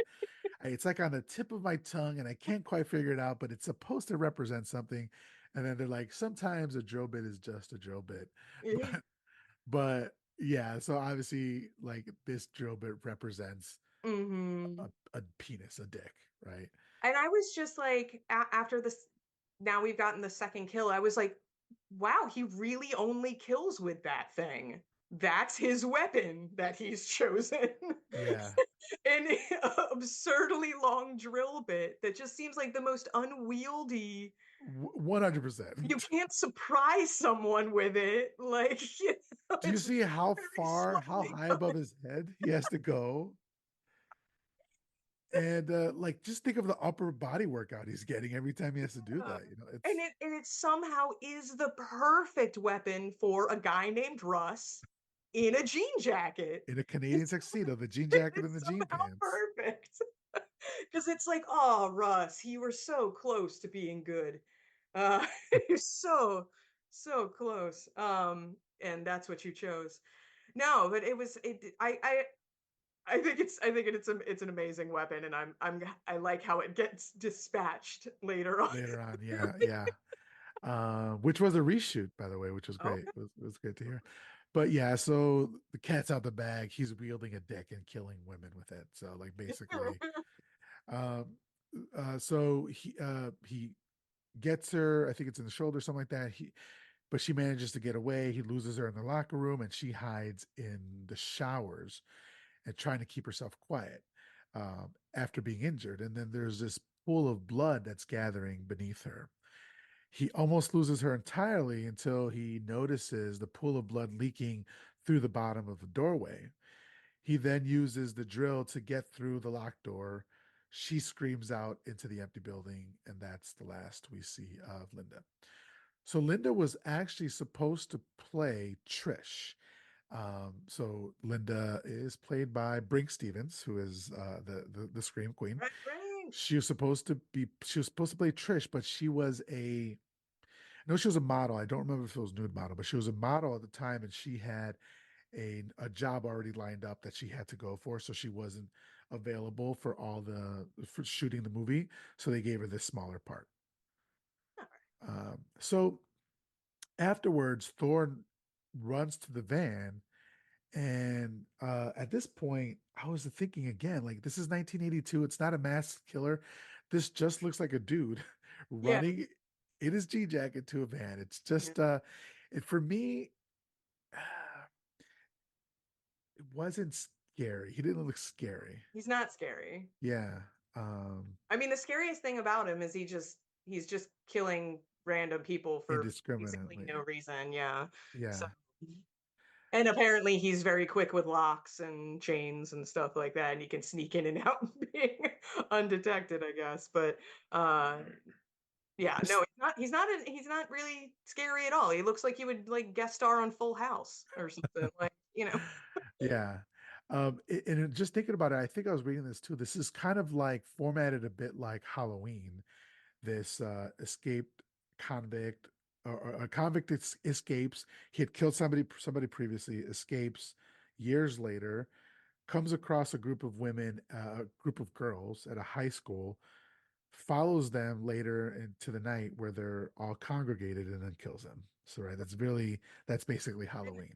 I guess is this coming off of like, late 70s and like Son of Sam and all these like where there were lots of like break-ins and how home Oh invasions, yeah. probably why we got, because it seems like there were a lot of horror movies around that time that were very much escaped madman. And Yeah. I wonder if it was like a response into all that stuff in like the late 70s. Yeah, I think you're right there. I think you have something. And like was it the BK dude, like I, just I a lot of, I can't remember when all that happened. I'm not big into the biggest into true crime, but I know who you're talking about. Yeah. Yeah. So later we see that we see Trish get dropped off by some dude on a motorcycle, and that we do see that Valerie lives right next door. So Diane is then followed by Thorne, very reminiscent of Laurie Strode getting followed by Michael in the car. Then he pulls over and gets out and follows her by foot. Then we get this POV of someone reaching out for her shoulder, and then once that person does, she grabs their arm and judo flips them, which is great to see. Right. And we find out that it's John, her boyfriend, which I think he was punching up a little bit with that. I don't think they were on the same I level. was like, how did he pull her? Yeah, yeah, Yeah, same. what a odd looking. I mean, there were lots of odd choices for the supposedly good looking guys. Yeah. I was just like, all right, sure. Even even later in the movie, somebody asks like, "What do you think she sees in him?" And I was like, "Yeah, I know. I Like it's don't know. yeah." But maybe he's got a great personality. Well, he kind of pressures her a little bit, so he's an asshole. But Yeah, that's we'll true. get there. So he's asking about tonight. She's like, "It's girls only." He's like, "Oh, come on, you can get away from that." It's like, dude, just let her go hang with her friends. Like, Yeah, right. you know, I don't know. I can't get in the mind of a teenage boy anymore. But like, and I get it, you're horny, but like, let her hang out with her friends. Yeah. Later, Coach arrives to her house, and as she's trying to open the door, a drill bit comes flying at her from inside. And it was just like a what are they called? Like a worker, a custodial worker or something like that for Mm, her apartment building or something. I don't know what the fuck yeah. it actually was. But they were putting in a new peephole, which is Yeah. I thought it was a pretty good gag. Yeah, it is. It is good. Come to find out that the woman who played that or the carpenter or whatever, the person drilling the hole, Hmm. her name was Pamela Cansano. She was actually on the set in real life working on the movie. Oh, She was a carpenter for the movie, and they just used her for that. oh, that's cool. Yeah. Um, so next, Trish is at home alone and finds her door ajar. She locks it up. Then she decides to play some piano. She's multi-talented. She's a jock and a music nerd. We love Can it. do it all. Yeah. And she hears the footsteps in the house and she gets scared and she tries to run to the door and she makes it right before a hand reaches out and it to grab her and it's the neighbor, Mr. Content. And I'm like, he says he saw the door open and came to investigate. Dude, make yourself known. You got a Yeah. teenager home alone and you're sneaking around. Like, I don't know you, like your neighbor, but like I don't think you have the best intentions if you're just like, Yeah. He's a very I don't know. He's suspicious, but like not suspicious, which makes him yeah, more suspicious. yes, exactly. Like you're trying to come off as the nice guy, but Like, I don't know what his deal is. yeah. So back with the coach, she's making dinner and she spills some wine in the most obvious place possible. Literally, the wine of glass is halfway off the counter. It's Mm, like, you know, but she drops the wine, breaking the glass. She hears a noise and she grabs a shard of the glass, which you were in the kitchen. hmm. You had a knife in Yeah. your hand. Why? Get my little shard. I'm gonna Yeah, get you. which you're also going to really hurt yourself if you use Yeah, that as a right. weapon as well. I don't know. It's just, but she goes open the door, and of course, it's a jump scare. It's a kitty. It's Hmm. the 80s. We're going to have jump I was, scares. I was like, how was that cat stuck in a closet the whole time and it wasn't yowling its head off like prior to that? Well, it's obvious that she interrupted her playtime. She wanted to be in the closet. She's Yeah, like, what the I fuck? Leave guess. me alone. Yeah. All the times I keep my cats in the closet as well. I mean, just Yeah. So then, strange animal stuff in this movie too. A dog that never presents itself, like slugs, and like, slugs. yeah. So later at night, Jeff and Neil decide to go scare the girls, as one does. And they are walking by the van as they're talking about it, and they're walking down the street. So we see that they're in the neighborhood, the same as the killer is. So Valerie looks on as the girls start to arrive. And then she's looking out at the house, and then we see Thorn hiding in the bushes, which is really creepy. Very, Thorn bushes. yeah. Oh, there you go. So the doorbell rings, and she asks who is it, and I don't remember who says it, but they're like, "We're here for the orgy," and they brought beer, and then because the neighbor, Mr. Content, is still in the house, she's trying to play it off as soda. She's like, "Oh, great, you brought soda pop." It was actually beer. And then I think it was Kim busts out some weed and she's like, "Look, I got that Maui Wowie." And but Mr. Content sees it and he's like, even though Trish is like giving her this international signal to be cool, Mhm. but he's like the cool neighbor. He's like, "I won't tell as long as you don't tell your parents that I scared you," which that's suspicious. Yeah, I know. That's so weird. Like, why would I tell them? Yeah. Except to be like, hey, Mr. Content was being a weirdo again, Yeah. Why wouldn't I randomly in tell our them? Yeah. house. Yeah. It's like if somebody tells you not to tell your parents something when you're a kid, you Yep. should Yep. probably Tell tell tell them them, right you away. know. Tell somebody, anybody. Yeah. So so he leaves. Later on, Valerie is making sugar with a little bit of Kool-Aid Yeah. because Hmm. at that point, I don't know if in the I 70s or can taste 80s that. Kool-Aid was different. I don't remember it, but like was Kool-Aid just like dye and you had to add the sugar You or had to did it add the already sugar. come sugared? No, I mean, as far as I remember, like you needed to add sugar to Kool-Aid, like for Okay. otherwise it tasted like bitter. So then it was We just had dye? some. I don't know what it was like. Just I did not like Kool-Aid, but Yeah. I felt like it was kind of like you added like maybe like a cup of sugar or something Okay. like that. But most people added a lot more sugar. Yeah. Because that But looked like for a long diabetes in a cup. time. That was a Yeah, lot. yeah, I was not a big Kool-Aid person. Now, if it was Kool-Aid a bunch of mixed together and you called it bug juice, I would drink the hell out of it. Like I was, Yeah. but whatever that bug juice is, I'm all about it. But if you call Did it that Kool, have alcohol in bug juice? no, I don't know. It was just usually a bunch of like random like Okay. juices and Kool-Aids mixed together. I think I'm thinking of like jungle juice. Jungle juice is, yes, that's all the alcohols mixed together. Okay, okay. All right, yeah. Yeah. So back at the party, they're toking up and they're shit talking Diane, who isn't there. They're like, she's got a big mouth. And It's too much milk. yeah, it's like um they're like, it's not how big your mouth is, it's what's in it that counts. But I at did this, not understand that at all. yeah, Like, what does that mean? yeah. Like so I was chalking this up to girl talk, like teenage girl talk, but it Mhm. just wasn't making sense to It's me. a, yeah, I don't, yeah, I mean, the kind of girl talk, like the bitching about someone, that makes sense, but like the insults are so weird. Yeah. I don't get it at all. It just sounds like they mad libs like the insults. It sounds like they Yeah, blackout poetry. exactly. They took the script and they made blackout poetry from it. Yeah. That's how they came up with it. So now begins what I would like to say, like this rinse and repeat cycle of hearing noise outside and going to investigate. Because it probably happens a dozen times in this Yeah, movie. And so yeah, it's really, really slows it down a lot. yeah. But they hear a noise in the house and they go to investigate. What I like about that sentence I said was they go to investigate.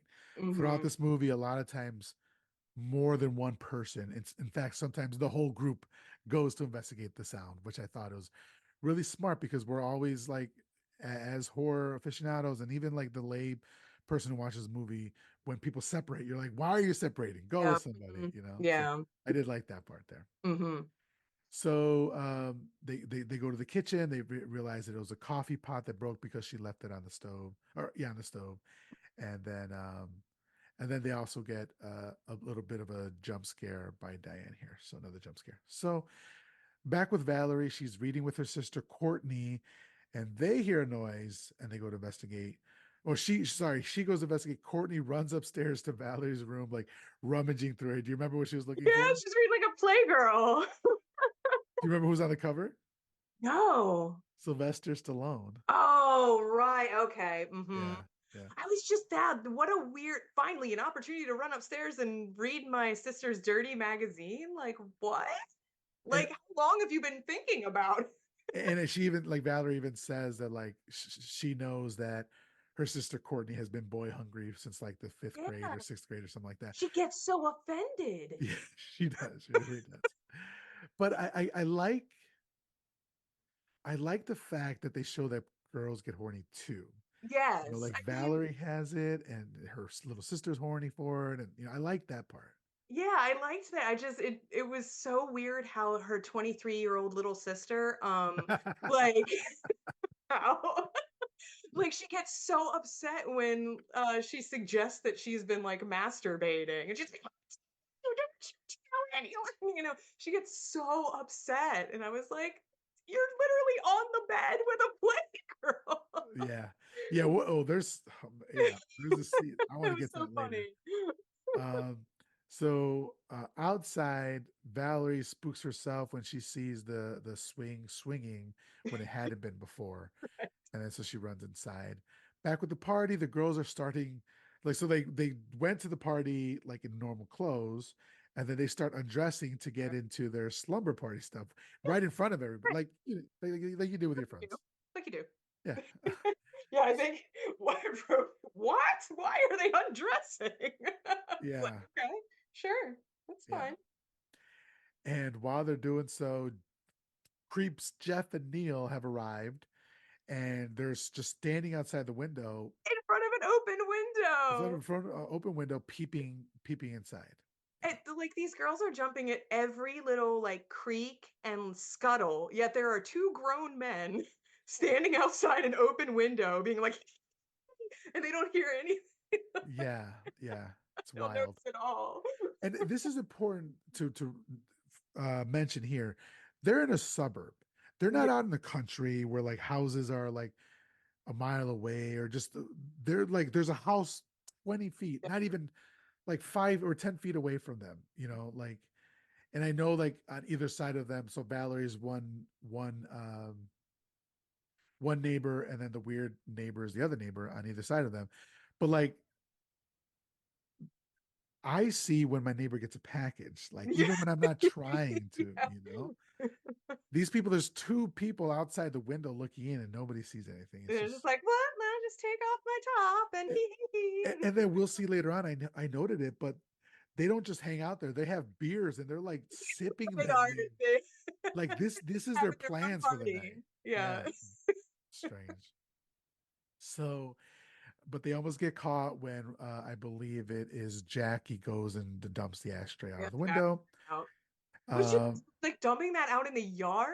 just the weed, just like the little Ashtray? yeah, Okay. yeah, yeah. Okay. And then the boys, the guys are like, what did we do to deserve this? We must have died and went to heaven. And I said, here, I think that will be true faster than you can think, right? Yay! Because I'm like, I cannot wait for you to die. Yeah, seriously. So Courtney, so I'm sorry, so Valerie is like searching for her sister. Is like, Courtney, what are you doing? And she's like, oh, I'm doing some homework. And she's like, sure, but don't tear out the centerfold this time, as she was literally tearing out the Yeah. centerfold from the Playgirl. So I like that she knows her. Yeah. Yeah. It is cute. They are cute. It's a really nice sisterly relationship. It's not overly like saccharine.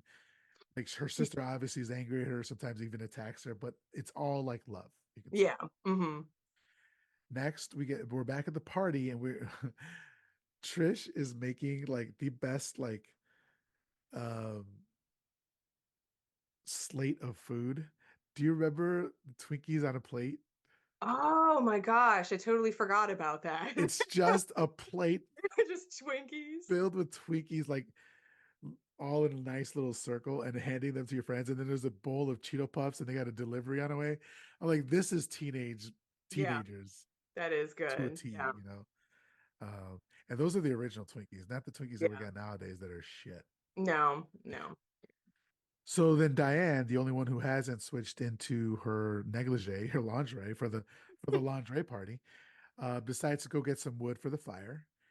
And I guess you could kind of tell, like if I were the friends, like if I was Trish and Diane hadn't switched into her negligee or her slumber party gear, I'd be like, why aren't you switching? Oh, is it because your Yeah. boyfriend's coming later? Yeah, yeah, seriously. So I kind of like that. So she goes to the garage where the firewood is kept, and we see somebody holding, or outside of the garage, I should say, and we see somebody holding a cleaver. Mm-hmm. Guess who it is? Do you remember who it is? It's Mr. Content. What the fuck are you Yeah, doing?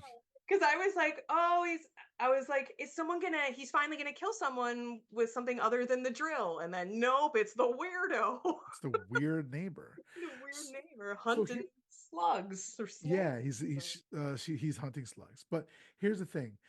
I just thought of right now. If we had had it where we didn't know who the killer was immediately within like first 2 minutes of the movie, um, or 3 minutes when we first see Russ, when we first see Thorn, if it was still left as a mystery, I think the inclusion of the neighbor would have been really good. It would have made sense in that capacity. Otherwise, it's a very strange choice for him to be so like red herring kind of guy. Yeah, it's like, who are you trying to fool? We Yeah. see It was like, are they gonna be like partners? Or like do two they killers would have been real dope. Yeah, I kept getting confused because scenes like this where he's just hunting slugs like you do Yeah, with a cleaver. which I think they actually killed those slugs, which is terrible. It's My friend, yeah. sad. Poor slugs. Um, so then she walks away with the firewood and he goes to kill another slug, but suddenly Thorn creeps behind him and we hear the drill going. Then the body hits the floor and we see the full drill bit in his neck, and it looked pretty good. Yes. I wrote, I'm glad he got drilled. Yes. I'm glad we don't have to see this slightly creeper Yeah. around anymore. Um, and so far the movie hasn't been very violent. Like Yeah. they always cut away before, and I'm sure that has to do with budget as well. But it's still fairly not a violent movie. Yeah. There hasn't been any like big gore moments. Just implied. Yeah, yeah. And I was thinking nobody heard that. Yeah.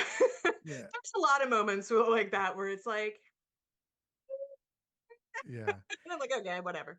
And I think at this point, like Jeff, we see that Jeff and Neil are just there drinking beers outside, and I think either Jeff or Neil like says, "Did you hear that?" But that's it. Yeah. I don't think that's Yeah, what there's a lot of like the thing with the trash cans keep getting disturbed by this dog that doesn't exist. And it's just like we keep Yeah. going to check the trash cans, and it's like, okay, I get if it's not actually a dog and it's the killer, but where is the dog? Your dog is missing. Yeah. Let's see the dog. Let us see the dog It's the cut. dog. Then we saw a cat. Like, where's this so-called dog that you own? Yeah. So then the girls are kind of like reading horoscopes and like making funny little jokes there. Relatable. Yeah.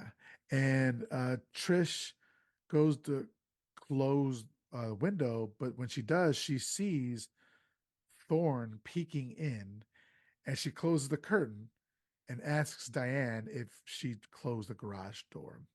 So my question to you here is, what the fuck? Like, why doesn't she mention the man outside the house Right. immediately, or like doesn't react to it at all other than being concerned about the garage door being closed, which is understandable. I'm glad that she did that, but nothing else comes from this. Yeah, no, not really. Except, is there like a cleaver or something? Does he leave the cleaver there? Oh, no. So Then she goes and closes okay, so she closes the curtain, asks about the Barbie, I'm sorry, about the garage door. And then sure. she looks back He outside looks and the back Barbie out. doll is now taped to the window, Right. covered in blood. Yeah, and I was like, how did that get there in enough time? Right. Well, Like, that's a Michael like in the Myers two thing. second. But yeah, did they even know that she went out through the garage? Like, was she going? I'm heading out through the garage to go chop wood. Yeah, I think maybe it's one of those houses where Huh? maybe the garage is attached to the house, and in order to, I don't know. Yeah, Yeah, it's not. it's a weird thing for her to be like, "Oh, I thought I saw a man. Did you?" And not mention it. Yeah, I guess she was like, "Oh, that's just my imagination going wild with me, and you're getting away from me." But yeah, you think you'd mention seeing someone right? right.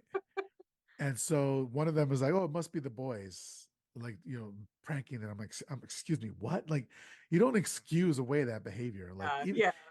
it's just weird." So, Trish says that she had to make sure the garage door was closed. So Diane goes with her. Love to see it. And Mhm. it is closed, but it wasn't locked.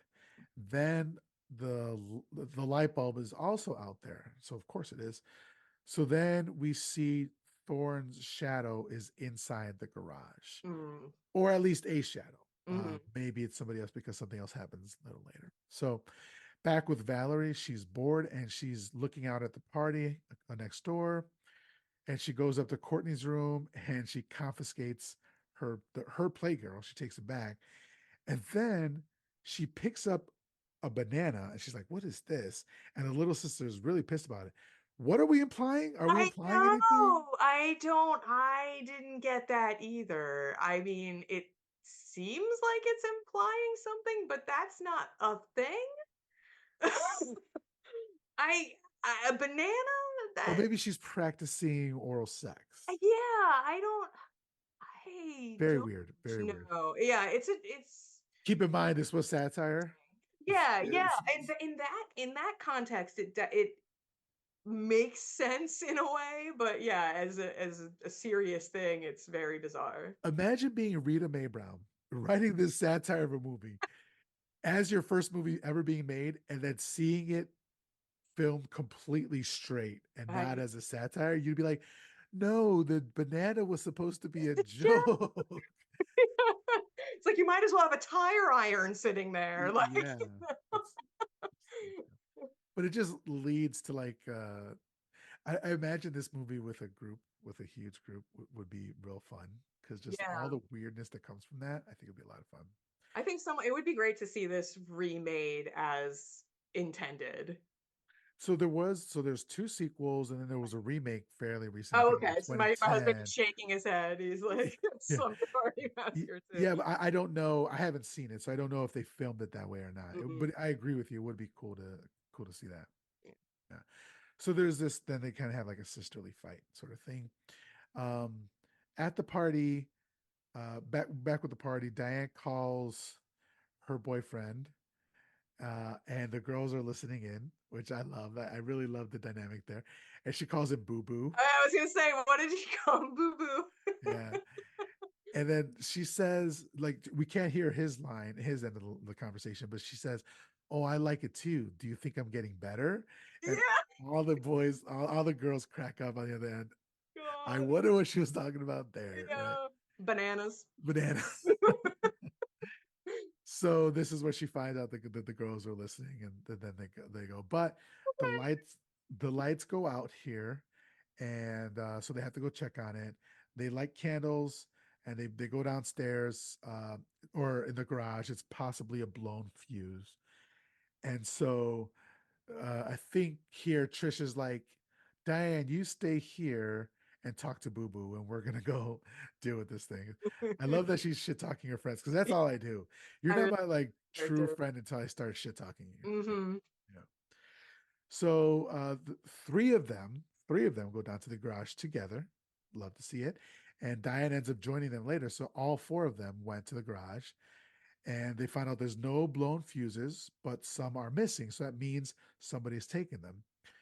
They then stumble across Jeff and Neil, and find out that Jeff and Neil were pulling a prank, and they offer the fuses back. I think it was Jeff who got punched in the face like he Mm-hmm. deserved. He deserved more, Yeah. but he got punched in the face with like the flashlight or something like that.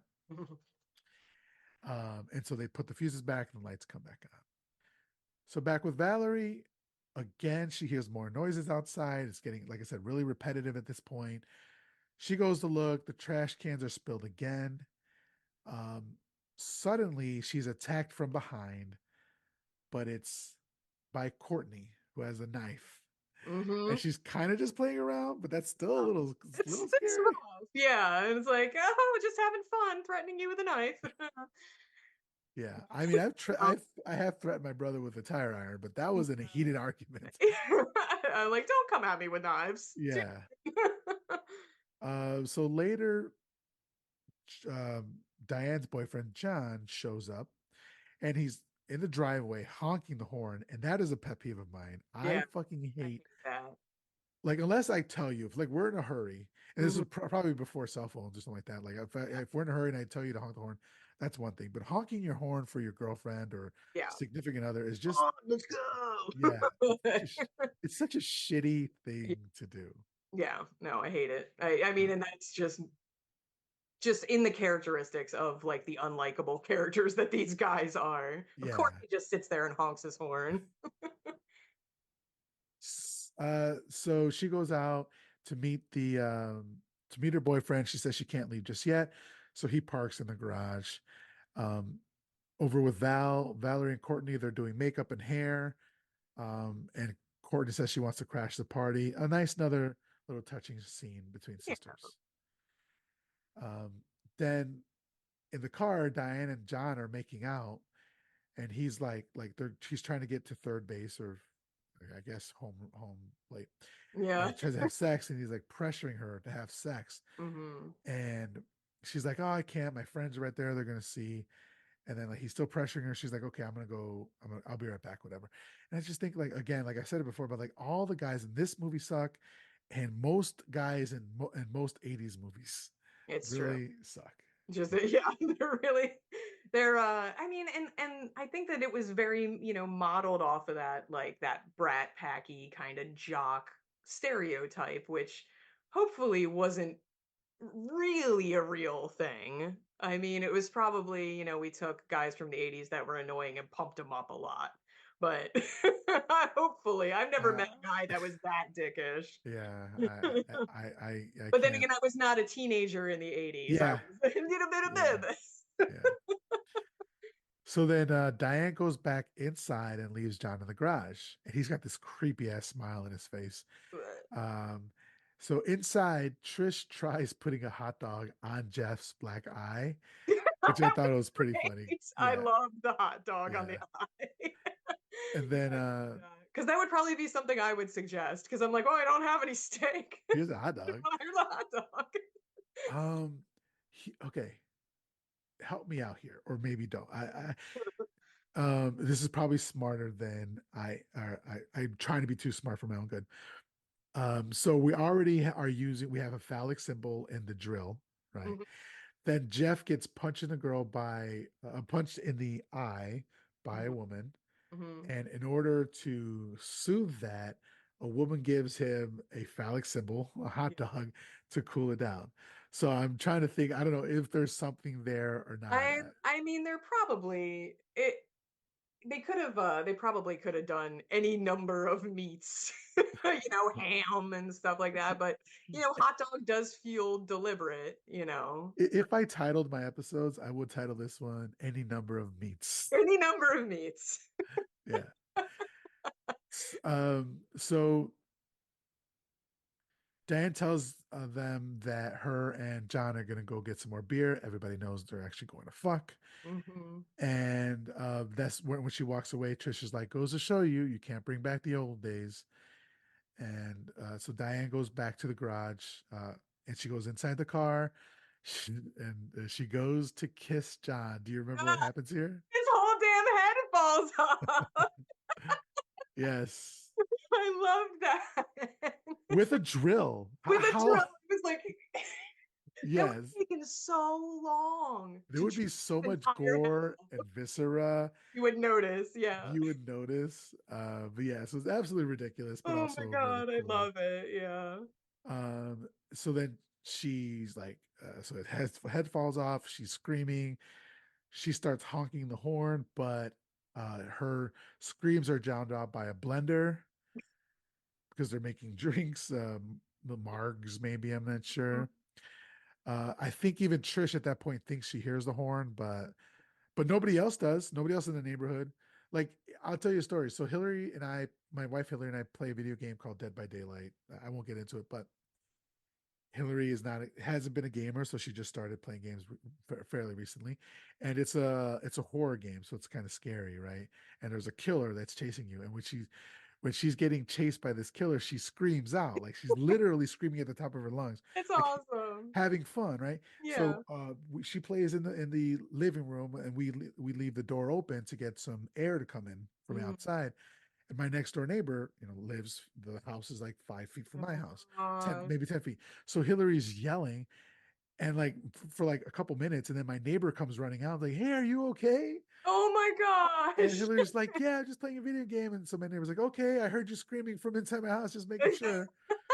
So like, Yeah, even if you don't hear her inside, other neighbors are gonna other hear it. people are gonna hear you getting murdered in a car. Yeah, Yeah, the like horn honking the for the very horn. least. Yeah, yeah. So, Maybe it's just like, hey, people got their own problems. I don't want to intrude. yeah, yeah, that's true. Yeah, that's true. So, I lost my place here. 1 second. So she honks the horn. Then,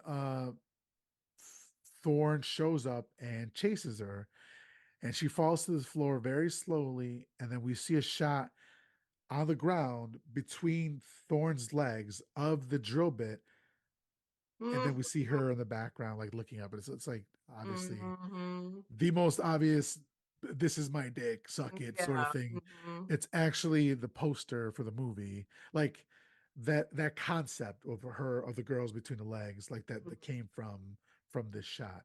And only one of the girls, so there's 4 women on the poster, only one of them is actually in the movie, which is Oh, really, really? yeah. Oh, interesting. Yeah. So I know they're all fairly, like, you can't really tell Mhm. who's who, like you're saying, Yeah. but yeah. So what did you think of this kill? Because I I sorry, no, but we don't actually see the kill. He just mhm. raises the drill above his head and brings it down, and then it fades to I black. mean, it feels like she could have gotten away, probably. Like, if it's coming down very slowly and it's Yeah.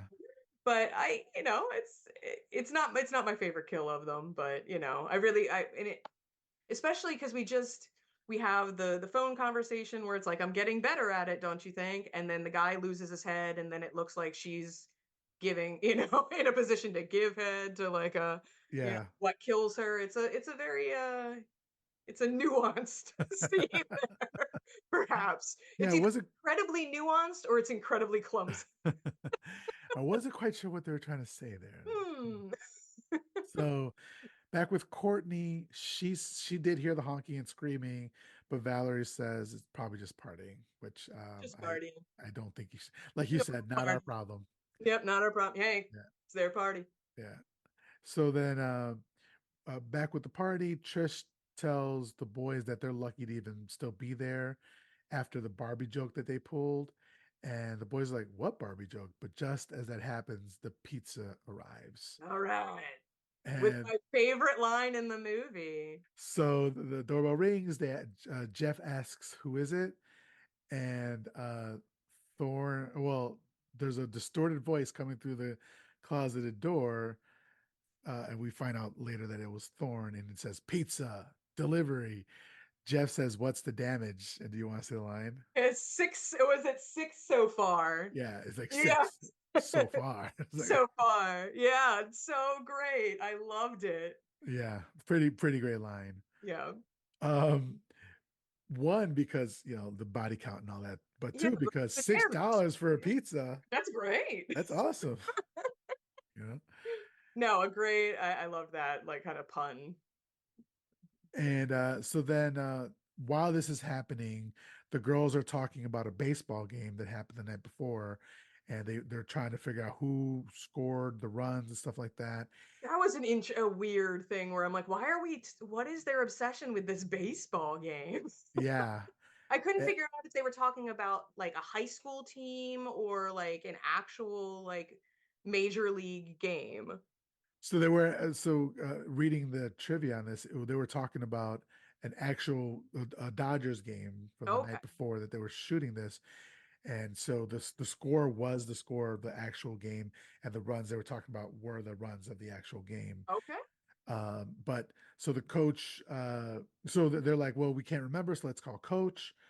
And so they Color. call coach, yeah, pre-internet, right? Like, Yeah, sure. so they call her. So, and my thing was like, oh, they all know each other's numbers because coach even calls Valerie later. But I Yeah. guess if I've never been on a high school a sports team, but I would imagine you have a way to reach your coach. Yeah, but I mean, I can't imagine ever calling any one of my coaches and being like, "Do you remember like the score of the game last night?" Like, Yeah, such a weird, yeah. especially because they're playing. It's their basketball coach, not their baseball. I don't know. It was just like, yeah, very very strange. I'm like, what season are we in? Yeah, yeah, yeah. So, So they call her to get the answer for the runs that were scored in last night's baseball game.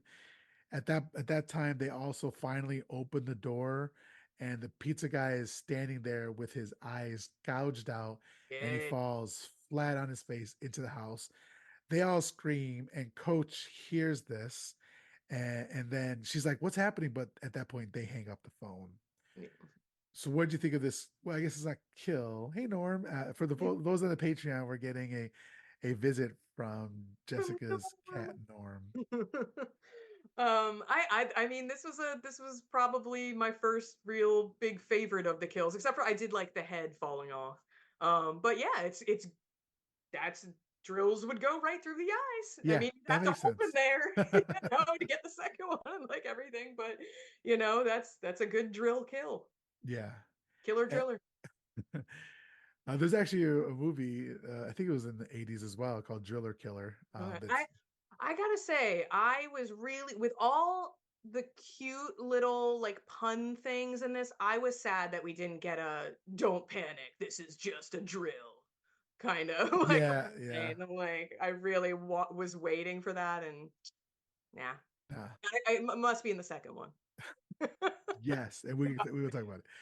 So then at this point, they're obviously in trouble, they're scared, but nobody makes a move to change back into their regular clothes. No, They no, stay in their I would night at least put on some shoes or something. Yes. But Trish calls the operator. So this is pre 1990. I'm sorry, pre 911. Okay. So she has to call the operator, and they tell the operator there's been a murder, and the operator says, "Would you like the police department?" Yes, of course we would like the police No, department. send fish and game. Yeah, like yes, immediately connect us My immediately. gosh. But just as they're doing that, Thorne cuts the line outside. So, Which is he is a quick guy, I tell you. He is. I mean, that's how he escaped prison, I guess. He's just real wily because I feel like he was just, I wrote it, he was just staring in the window and then he would like cut the phone lines. I'm like, they must just be really close or something. But yeah, otherwise, maybe that's the thing with the slugs. He's the opposite of a slug. He's very quick. he represent and yeah, and the neighbor was representative of the Of slug. the Yeah, yeah. slugs, yeah. Well, he's also really handy because he has every tool that he needs for the job. He's got the That's right. drill, he's got the snipe, the scissors and all that.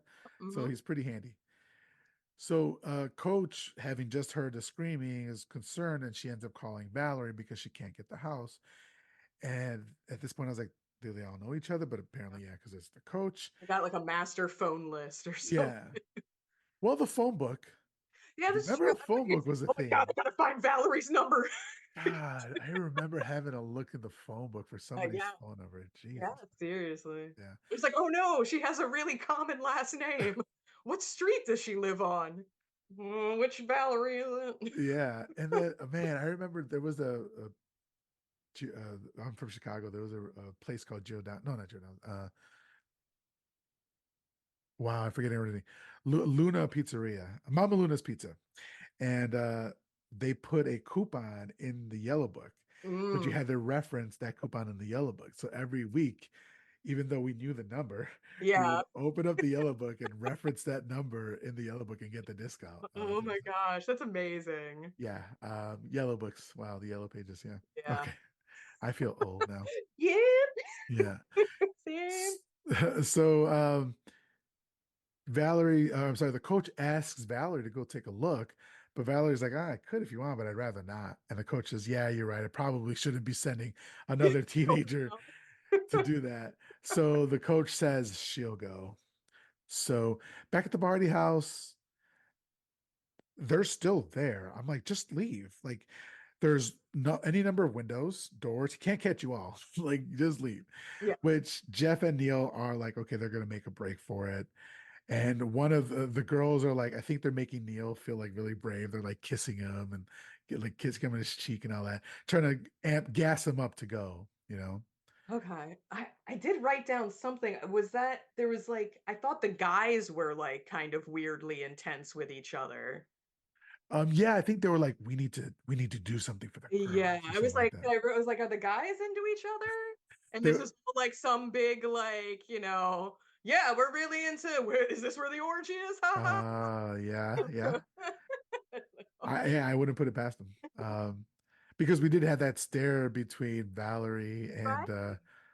Trish earlier. So they Jeff goes to the garage, and as he's doing so, he can't open it, and then Diane's body falls from the ceiling, a la Halloween, a la all the slashers ever. How do you time that? Like as a killer, like setting up that kind of like, whoa, like how do you get someone's body to fall perfectly as someone is approaching? Yeah, That's the I don't know, but they're artists, right? That this I, is their canvas. I mean, I just want to learn. Yeah. So while he's distracted by Diane's body, Thorne gets him from behind in the chest with the drill. So back with Valerie, she's watching a scary movie with the sound really loud, which I have no problem with because that's how I watch them. And Neil arrives at her door and is like pounding on the door, but she doesn't hear him.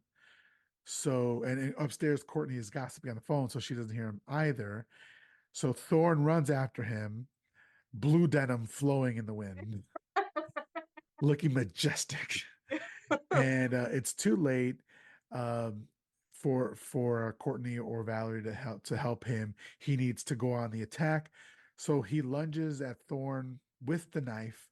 Thorne throws him off to the side, and of course, at that moment, Valerie gets up and looks out the window and sees nothing. But they're just off to the side fighting, and then Thorne does stab him to death, just like in the movie that Valerie is seeing on screen. Right. Hmm. And I forgot the name of the movie. I should have written it down, but Yeah, I it's looked an it up actual too, movie. and I didn't write it down. Yeah. So he does kill somebody with a knot drill. Yeah, that's true. That Yep. was the first one. Yeah. Huh. And it's a guy. Uh-huh. I wonder if it's because he doesn't want to penetrate a guy. Yeah, We interesting. have to pay attention to how he kills the other guy because I forgot. Or even Yeah. how he killed. Oh no, how did he kill Mr. Content? Did he kill them with he did kill him with the drill. You did get him with the Yeah. drill. So okay. So back with Courtney, she's talking with her friend about French kissing. So she is really guy. She's like, was it guy hungry or was it boy crazy? Boy Yeah. crazy, right? Mhm. Boy crazy. So Thorne drags the body to the garage. He opens up the trunk. It's gonna need a bigger trunk. And he's like adding them up. He's like 1, 2, 3, 4. And then he realizes that one's missing. And we see it's Jeff. And he's crawling back to the house. Inside, the girls are all huddled together, armed with knives. So they're staying together. They've armed themselves. Love it. And they're waiting for help. I'd argue that maybe they should go together. I don't know. What do you think? What do you think the three of them should have stayed there and wait for help, or do you think that they should have left? Or I think that if they all left as a group armed, they could get away from that guy. I yeah, mean, yeah, I think they could have like, yeah, as a group run down the street, you know, knives all just going free. Just say wait. yeah. You know? Or Anybody that comes near someone's them. house. Yeah, but I mean, because I mean they're just sitting ducks there. Yes, yeah, They keep locking themselves in rooms, and it's just like, I mean, he's gonna get in eventually, just because he's got the magic drill that can get through any door. Um, yeah. so no, I think they probably could have gotten away, but they probably would have been tripping over their negligee and like keep Yeah. turning around and then fall, and then before you know it, drill time. Imagine if this movie became like the scary movie of its time. It could have been a scary movie. It really could I have think that been. would have been really fun. I would have liked to see that a lot, Yeah, same. especially being of the time. Yeah, Like, right in the smack dab middle of it. yeah, That would have been really bold. yeah, I think so. So they all say they're getting hungry, and then they look at the dead pizza guy's body, and this is a great scene. Eating pizza off the corpse. They're like, Kim's like, he's dead, all right, so cold. And then Jackie says, is the pizza? And then Yeah. she takes a slice of the pizza And she says, well, life goes on after all, and eating makes me feel better when I feel bad. And boy, do I feel bad. She takes a bite of the pizza and she says, I feel better already. Really, I do. Really, I do. So great. So great. I You love know, it so much. you need a snack occasionally, you know. Yeah. Nothing worse than like, you know, being stalked by a madman and getting hangry. So, I mean, you really need to take care of yourself in moments like that. Yeah, yeah. So outside, Jeff is at the door, like trying to get in. His blood is getting all on the floor on the door, and they all go to look to hear what's going on. But Thorn gets to him first, and he gets the drill right to the head, Hmm. and blood is flowing under the door. The girls see that, and they run. So yeah, so I guess the other guy does get killed by the drill as Yeah. well. Yep. Drilled. So he just really didn't like the dude, Neil, I guess. It's just, Yeah, I guess uh, maybe he just didn't have his drill handy. I don't know. He yeah, was, you know, giving it a rest for powering up, maybe changing the yeah. batteries. I wonder how much battery power does he have to go through to keep that thing charged up? Right? Yeah. Like we Ah, he's just like while he's not on screen, he's just charging it real yeah, quick. it's just like I got a charging station over here in the van. Yeah. So coach, we do see that the coach is in her car on the way to the house right now. So Valerie then calls for Courtney. She's in her house and she's calling for Courtney. She doesn't see her in her house, and she looks outside and see that Courtney is walking to Trisha's house. So she's like, "Fuck!" and she goes and follows her. Courtney's at the door, but once she hears Valerie coming, she goes and hide. Valerie knocks on the door and rings the doorbell. Jackie is like, "Oh, we need to help her. You know, like she's gonna get killed." And so she runs to the door to let her in. And as soon as she opens the door, the drill rings out, and then he slashes her neck with the drill, He's a and true artist. she falls to the floor dead. Like, Yeah. talk about using your resources. Like Yeah. he uses it in so many different ways. There that to be able to like flick something that long and unwieldy and it slashes the neck like that, just, you know, people should study him.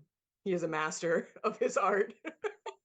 And what did you think of the kill? Just the whole thing.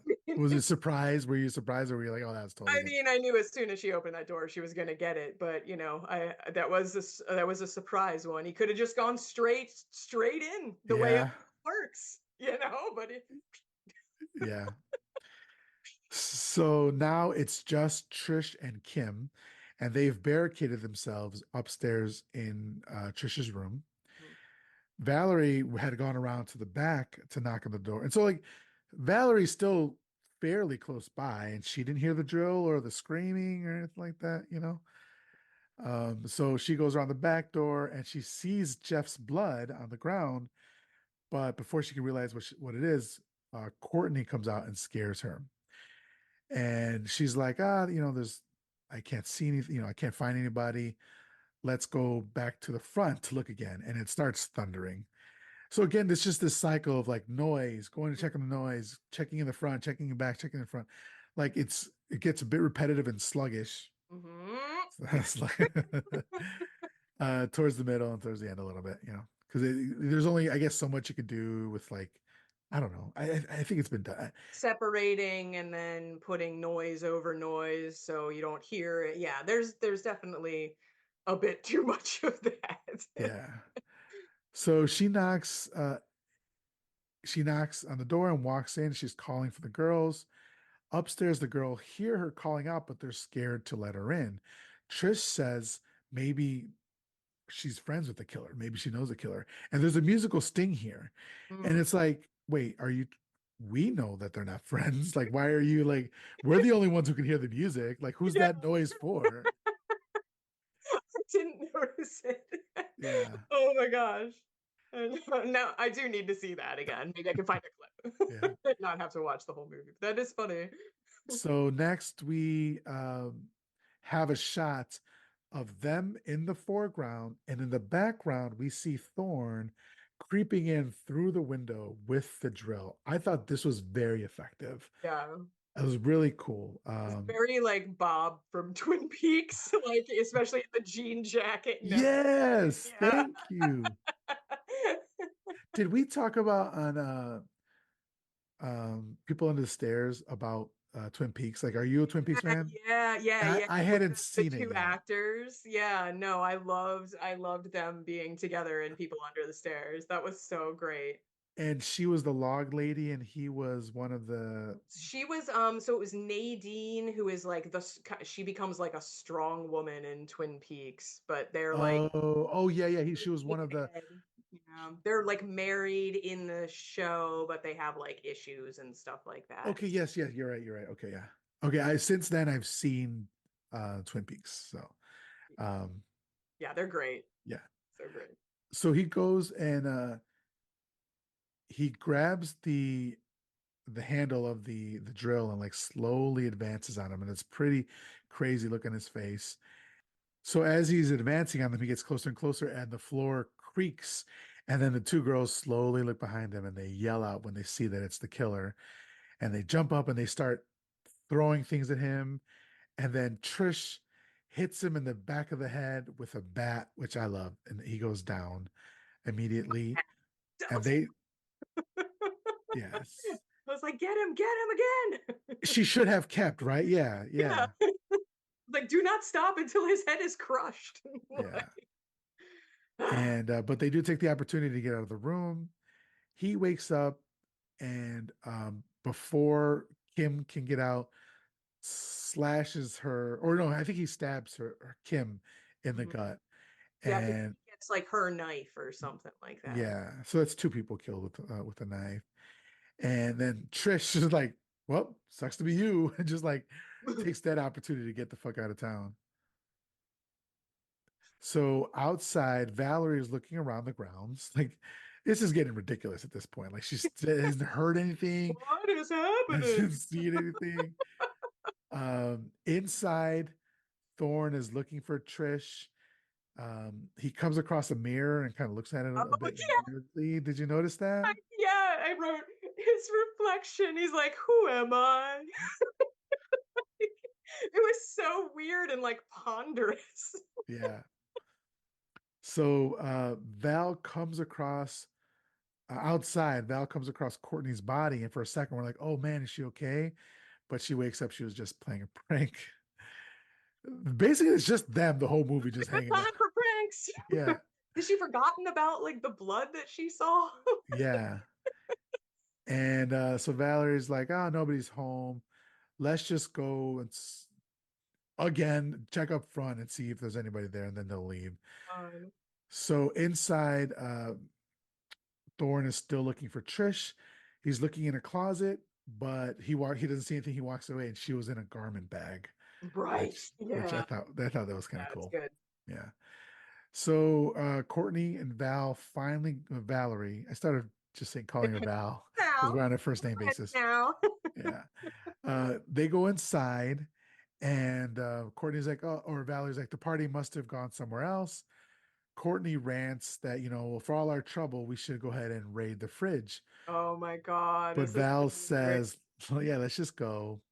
But in the process, um, Courtney had opened the fridge. And do you remember what happened here? Yeah, it's great. Like the body keeps like kind of falling out and going back in. Yeah. It's really great. I loved it a lot. I mean, how deep is that fridge? But still, like, just a great visual gag. And actually, so she was actually in there. It was an actual fridge. And then she just had her, whatever arm we can't see, I think it's the right arm, grabbing a bar. And then when the door was open, she would just release her body. And Oh, when the yeah. door was closed, she would pull her body up. And she said she credited her experience as a gymnast with helping her do this over and over and over again.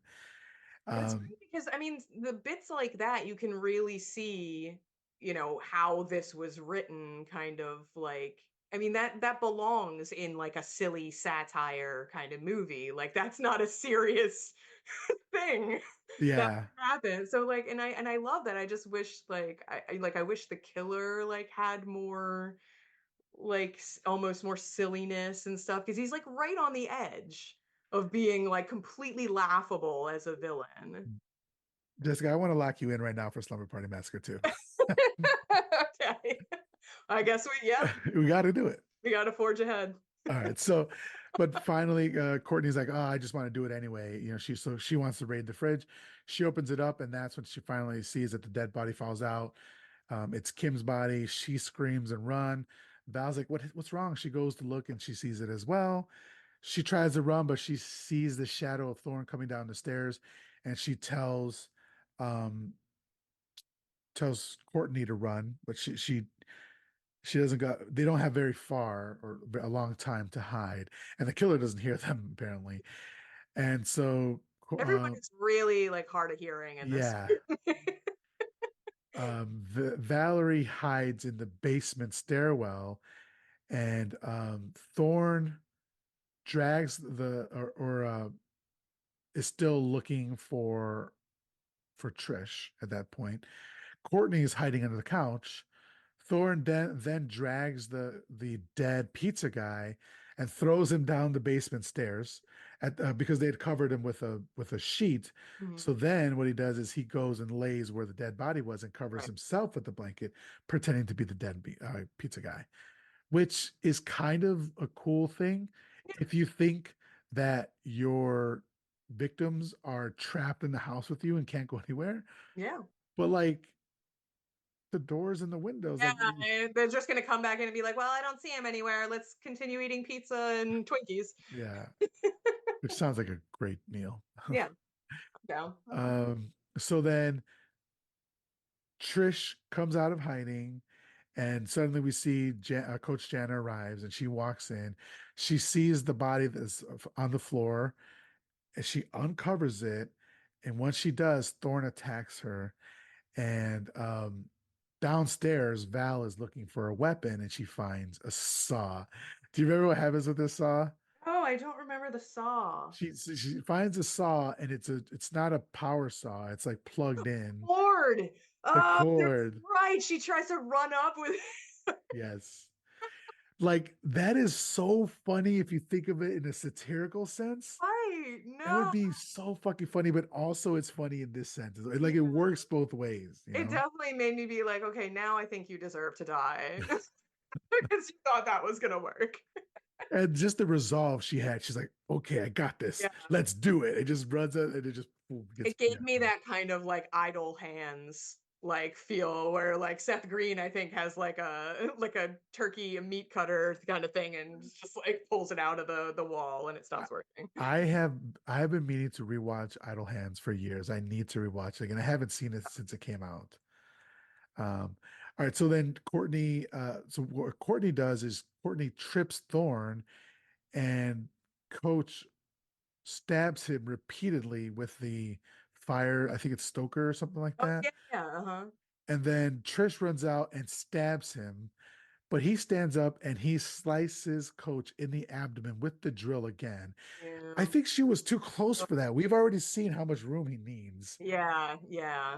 But I'm hoping that, well, I hope everybody survived, but obviously I don't think he got, it was a superficial stab, right? Like we didn't see guts pouring out or anything like Yeah, that. yeah, I think she could have survived that. Also, when she showed up, I had no idea who it was because I needed the tracksuit. Yes. I was like, Yes. this is another 27-year-old person coming to the party. Oh no, it's the coach. Okay. Yeah. She needed her Sue Sylvester tracksuit.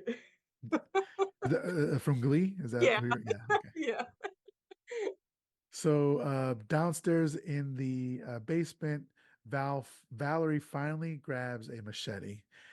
And upstairs, we get some more shots of the dick drill. Like he's just like posing with the drill as his dick above these girls. And then he says the first lines he says in the movie, I Right. believe. He says, "You're pretty. All of you are very pretty. I love you. It Yeah. takes a lot of love for a person to do this. You know you want it. You love it. I don't even know you." So some of this I'm thinking is like things that toxic men would say to women, like, it takes Like a lot of love for a person pizza to do guy this. too. Like Yeah. You have a lot of a lot of love to give to a lot of people, my friend. Yeah. Like, oh, you want it. It's like really in a context, it's kind of terrifying to hear. Oh Like, yeah, totally. yeah. I still So would have preferred a drill pun at that time, though. If he was gonna not say anything through the whole movie, I wanted the only thing for him to say to be a drill pun. and probably like a really bad one too, like Yeah, drill you later or something. yeah. You ladies are getting drilled tonight. So Valerie then runs up the stairs like I put here, you may not get this reference, but for the people who do, or I love you, but she runs up the stairs like Leroy Jenkins with the machete Oh, and shakes Leroy Jenkins. yeah, with the machete and like shakes it at him, right? Like just like doing one of these, but misses. And he runs and she like is charging at him outside, which I love that she is now Yeah. the attacker, right? Yeah, she went at him like full chest, like I was cheering for her. She backs him up to the pool. And do you recall what happens here? Is this when she gets his drill in hand? She She gets it in slices. hand.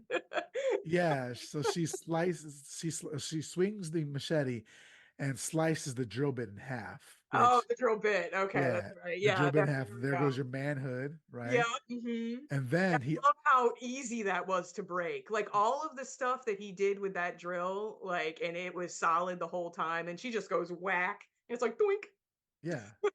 Well, it's like, okay, I'm giving this movie way too much credit, but like, it's like when he's doing the killing, it's rock hard. Yeah. But Mm-hmm. when like he's being attacked, it's like, Yep. yeah. Yep. Nothing. Yep. Mm-hmm. Yeah. So that she also cuts his hand off, which Yep. that was gory and that looked really, really cool. I like Yeah. that. She then slices his midsection and he falls in the pool.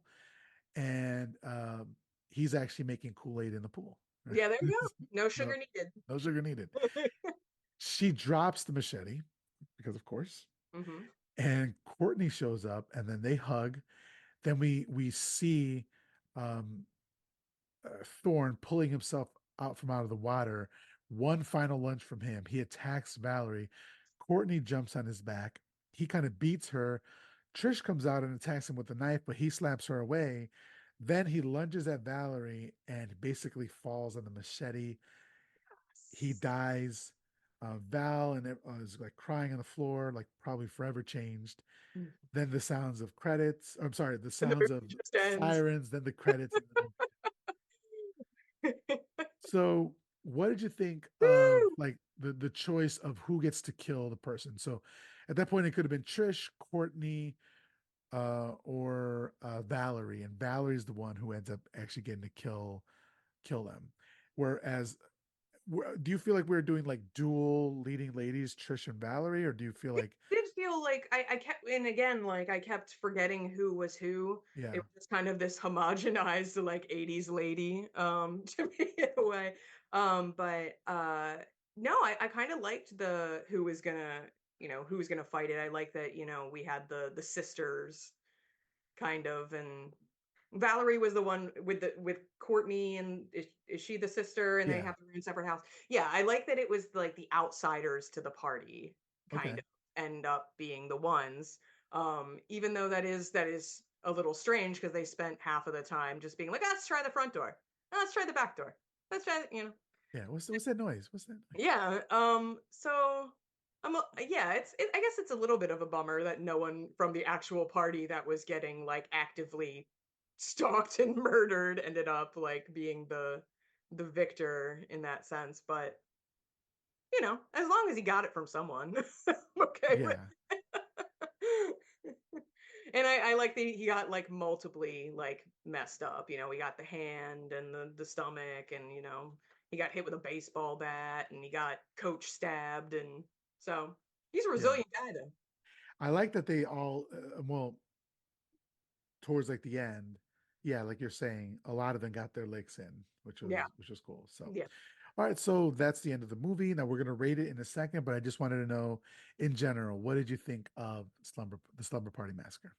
Um, I mean, if I didn't know that it was written as like a satire, um, I'm not sure I would have enjoyed it as much. Mhm. That definitely gives it a little bit of a a commentary that I don't think is super obvious.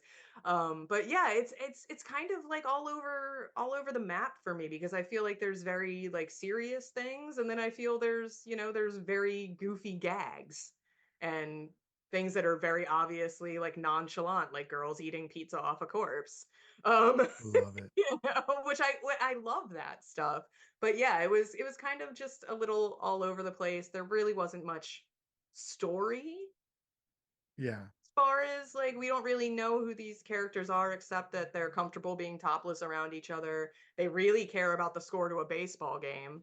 Um and that's about, and then they're like mean to each other like high school girls are. But yeah, there really wasn't much of a story. I definitely am not sure. Yeah, I'm not sure I would need to watch it again, but I am eagerly anticipating the second one.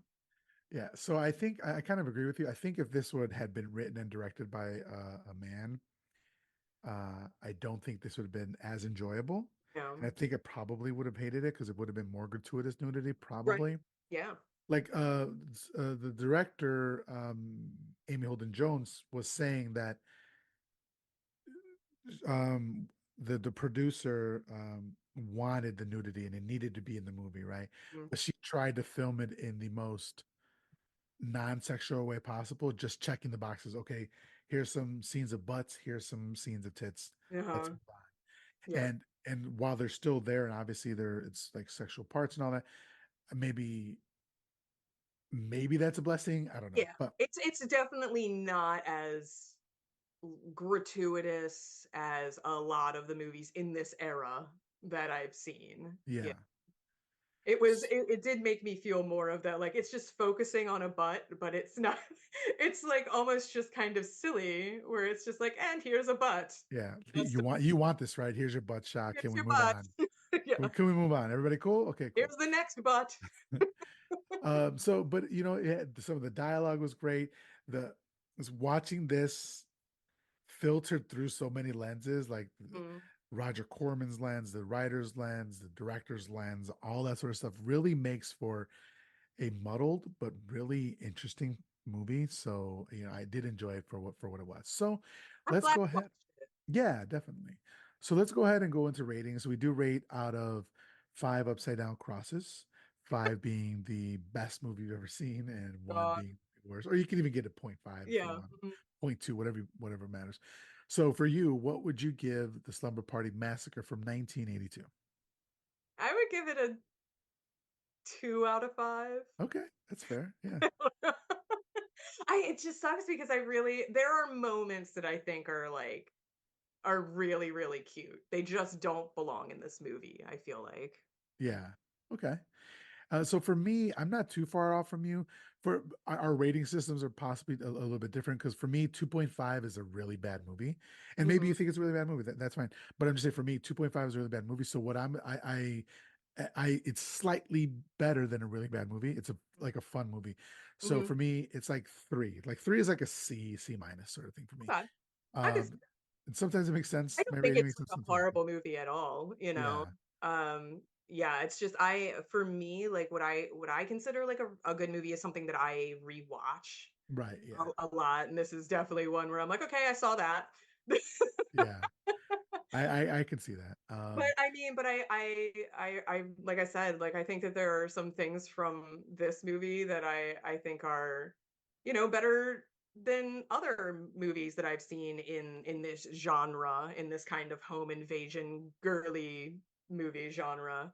Um, yeah, I think the only thing that's really lacking for me is any kind of like characterization Okay. outside of we're high school girls and we like Yeah. boys and apparently baseball game scores And basketball playing. and basketball playing Yeah. basketball while Yeah. watching baseball in our lingerie. So that for me, that was 3 upside down crosses. For you, it was two upside down crosses. Yeah. So what we do next is request a movie in a similar vein to this one you'd recommend. Like I said, maybe that what you would do as a double bill. Yeah. So Um, do you have one, or I go first? If you need time, I unless would you already have one already. I mean I think one movie that I kind of like in this genre in kind of a different kind of way is Bodies, Bodies, Bodies. I Okay, very I recent, like to know. Yeah. 2019 or something. Yeah. I mean, it's kind of the same where we're in a house, hijinks are happening. Certainly it's not a big predominantly female cast, but it's mostly, I think there's only like two guys in the group. And they get taken out pretty quickly, I think. But yeah, I mean, it's definitely, we're not talking about, it's more of yeah, I don't want to give anything away, but a supposed like killer on the loose, Yeah. and just kind of figuring out what's going there. So that's that. Yeah, that would be mine in this vein kind of movie. Okay, cool. And for me, I'm gonna say Slumber Party Massacre too.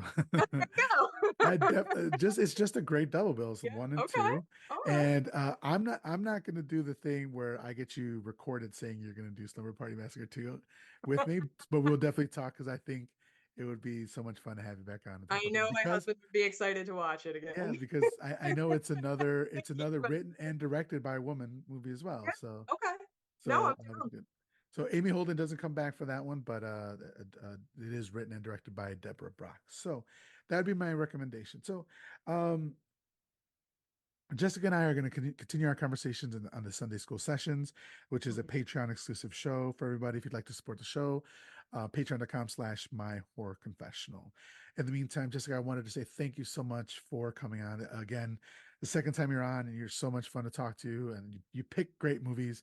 And yeah, thank you so much. If you could please let everybody know once again how they could follow you, how they could support you, where they could see you in a couple weeks, that sort of thing. Yeah, absolutely. Thank you again for having me so much, having me on. It's always so fun to watch movies that I haven't seen before, especially horror movies, because I feel like I didn't get a lot of exposure to this sort of kind of B movie. I don't know if it does count as a B movie. I don't know. Not really. Low kind of I, cult film thing. yeah, it's definitely a cult movie. Yeah. So I no, it's great to be able to watch it. Yeah, so I am going to be at the Ghoulish Book Festival in just a couple of weeks. So if you're in San Antonio area, you can catch me there. I'm going to be doing readings, or I have a reading. I'm going to be on panels. I'm going to have a table there. I'm going to be doing a blackout poetry workshop, which is going to be really fun after that flight. It's going to be a really interesting day, I think. You can find me online at McCuniverse.com. I'm at the Jess McHugh at all the places. I'm also going to be at AuthorCon this year in Williamsburg. That's in April. I think it's like 2 weeks after Ghoulish. So I'll be there as well. And who knows what the rest of the year holds.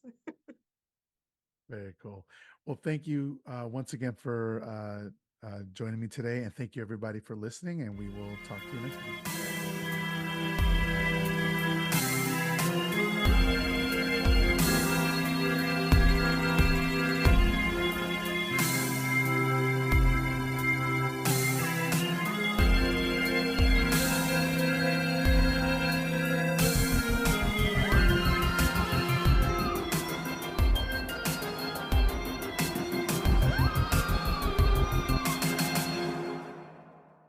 Live spooky, die spooky.